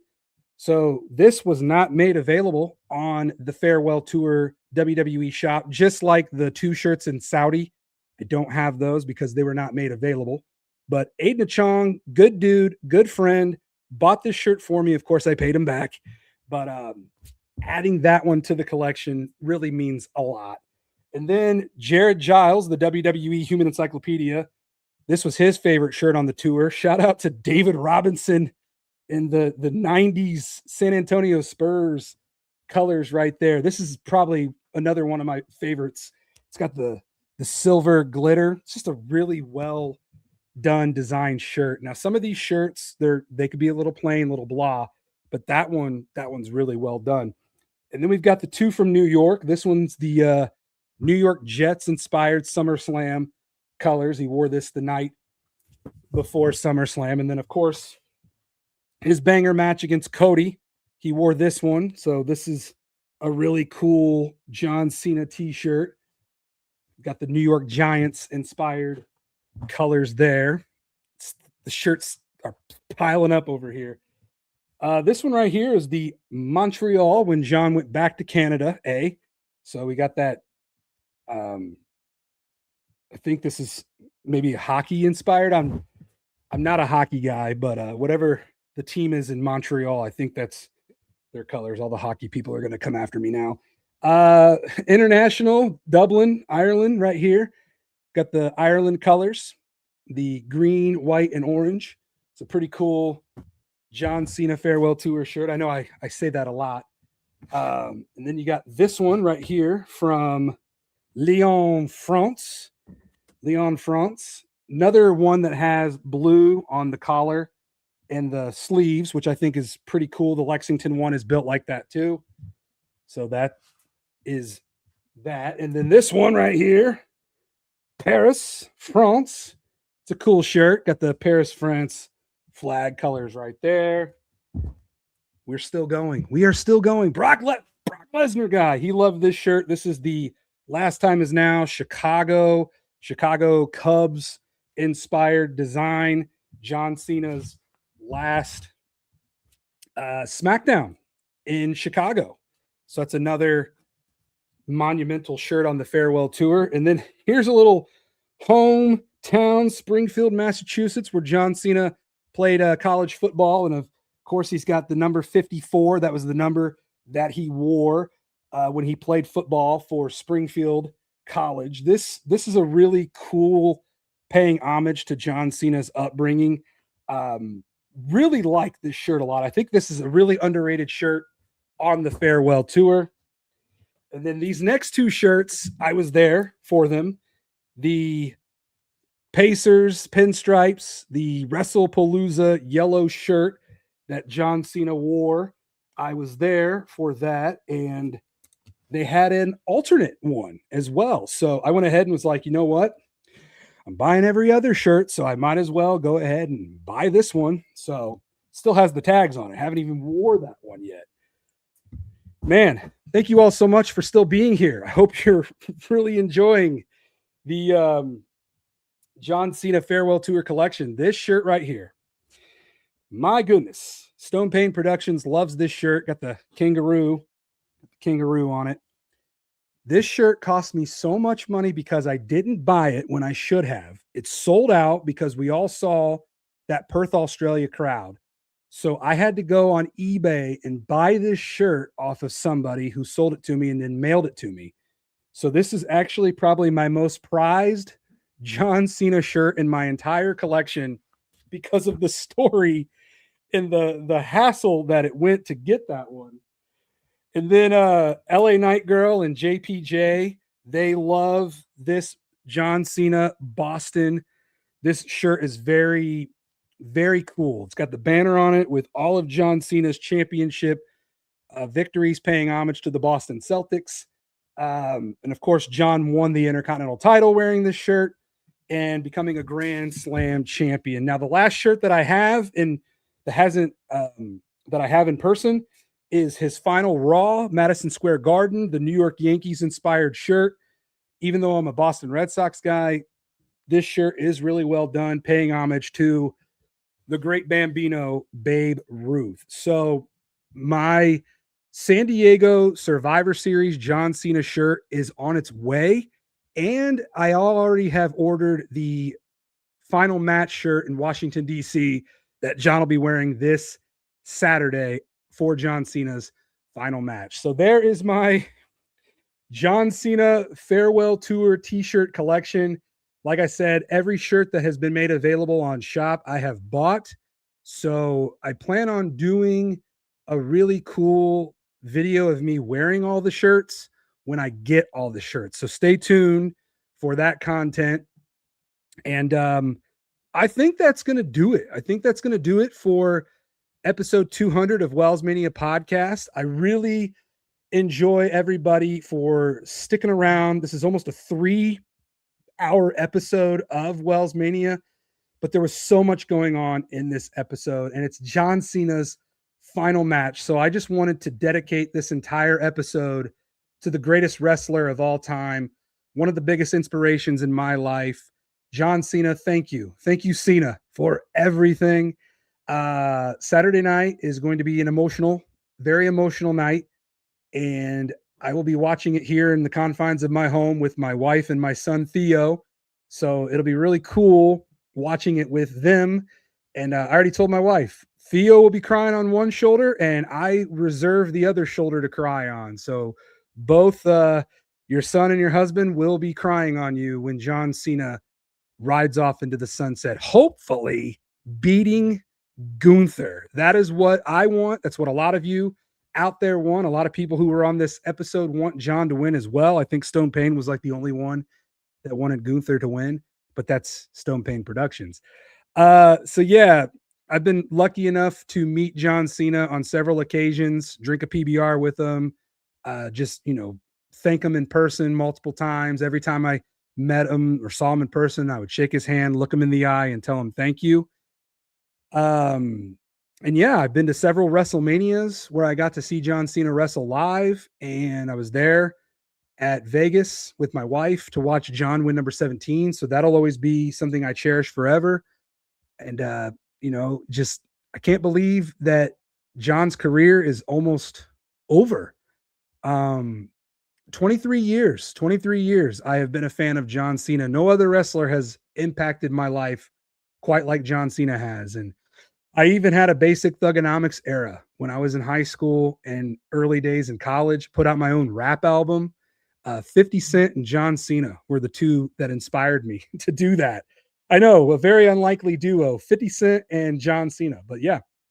So I went through my little basic thugonomics era, and I have supported John Cena through the hard times of everybody else booing him, but I was that one constant that was cheering for him.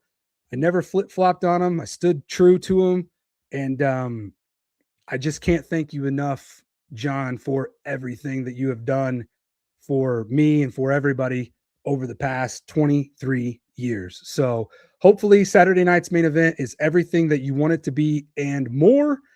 And like I said, it's going to be a very emotional night, and I am debating whether or not I want to live stream it on my WellsMania TikTok. So be sure to follow me on WellsMania TikTok, Twitter, Instagram, and Facebook, and subscribe to WellsMania here on YouTube. So once again, I would like to thank Cydney from Tag Team Twinning, Aidanachong, Pluggo and JPJ from the Between Two Beards podcast. They'll have wheezyblonde on later this week. wheezyblonde herself, thank you so much for the kind words. Stone Payne Productions and WWE Human Encyclopedia Jared Giles, Brock Lesnar Guy, the Mystery Man Sean Ross Sapp, Bri L.A. Knight Girl, yeah, and Joey Karni from the Angle Podcast. Joey said a lot of just very kind words that hit my heartstrings, and I can't thank you enough, Joey. You really meant what you said, and I felt it, what you said, brother. So that means more to me than you'll ever know.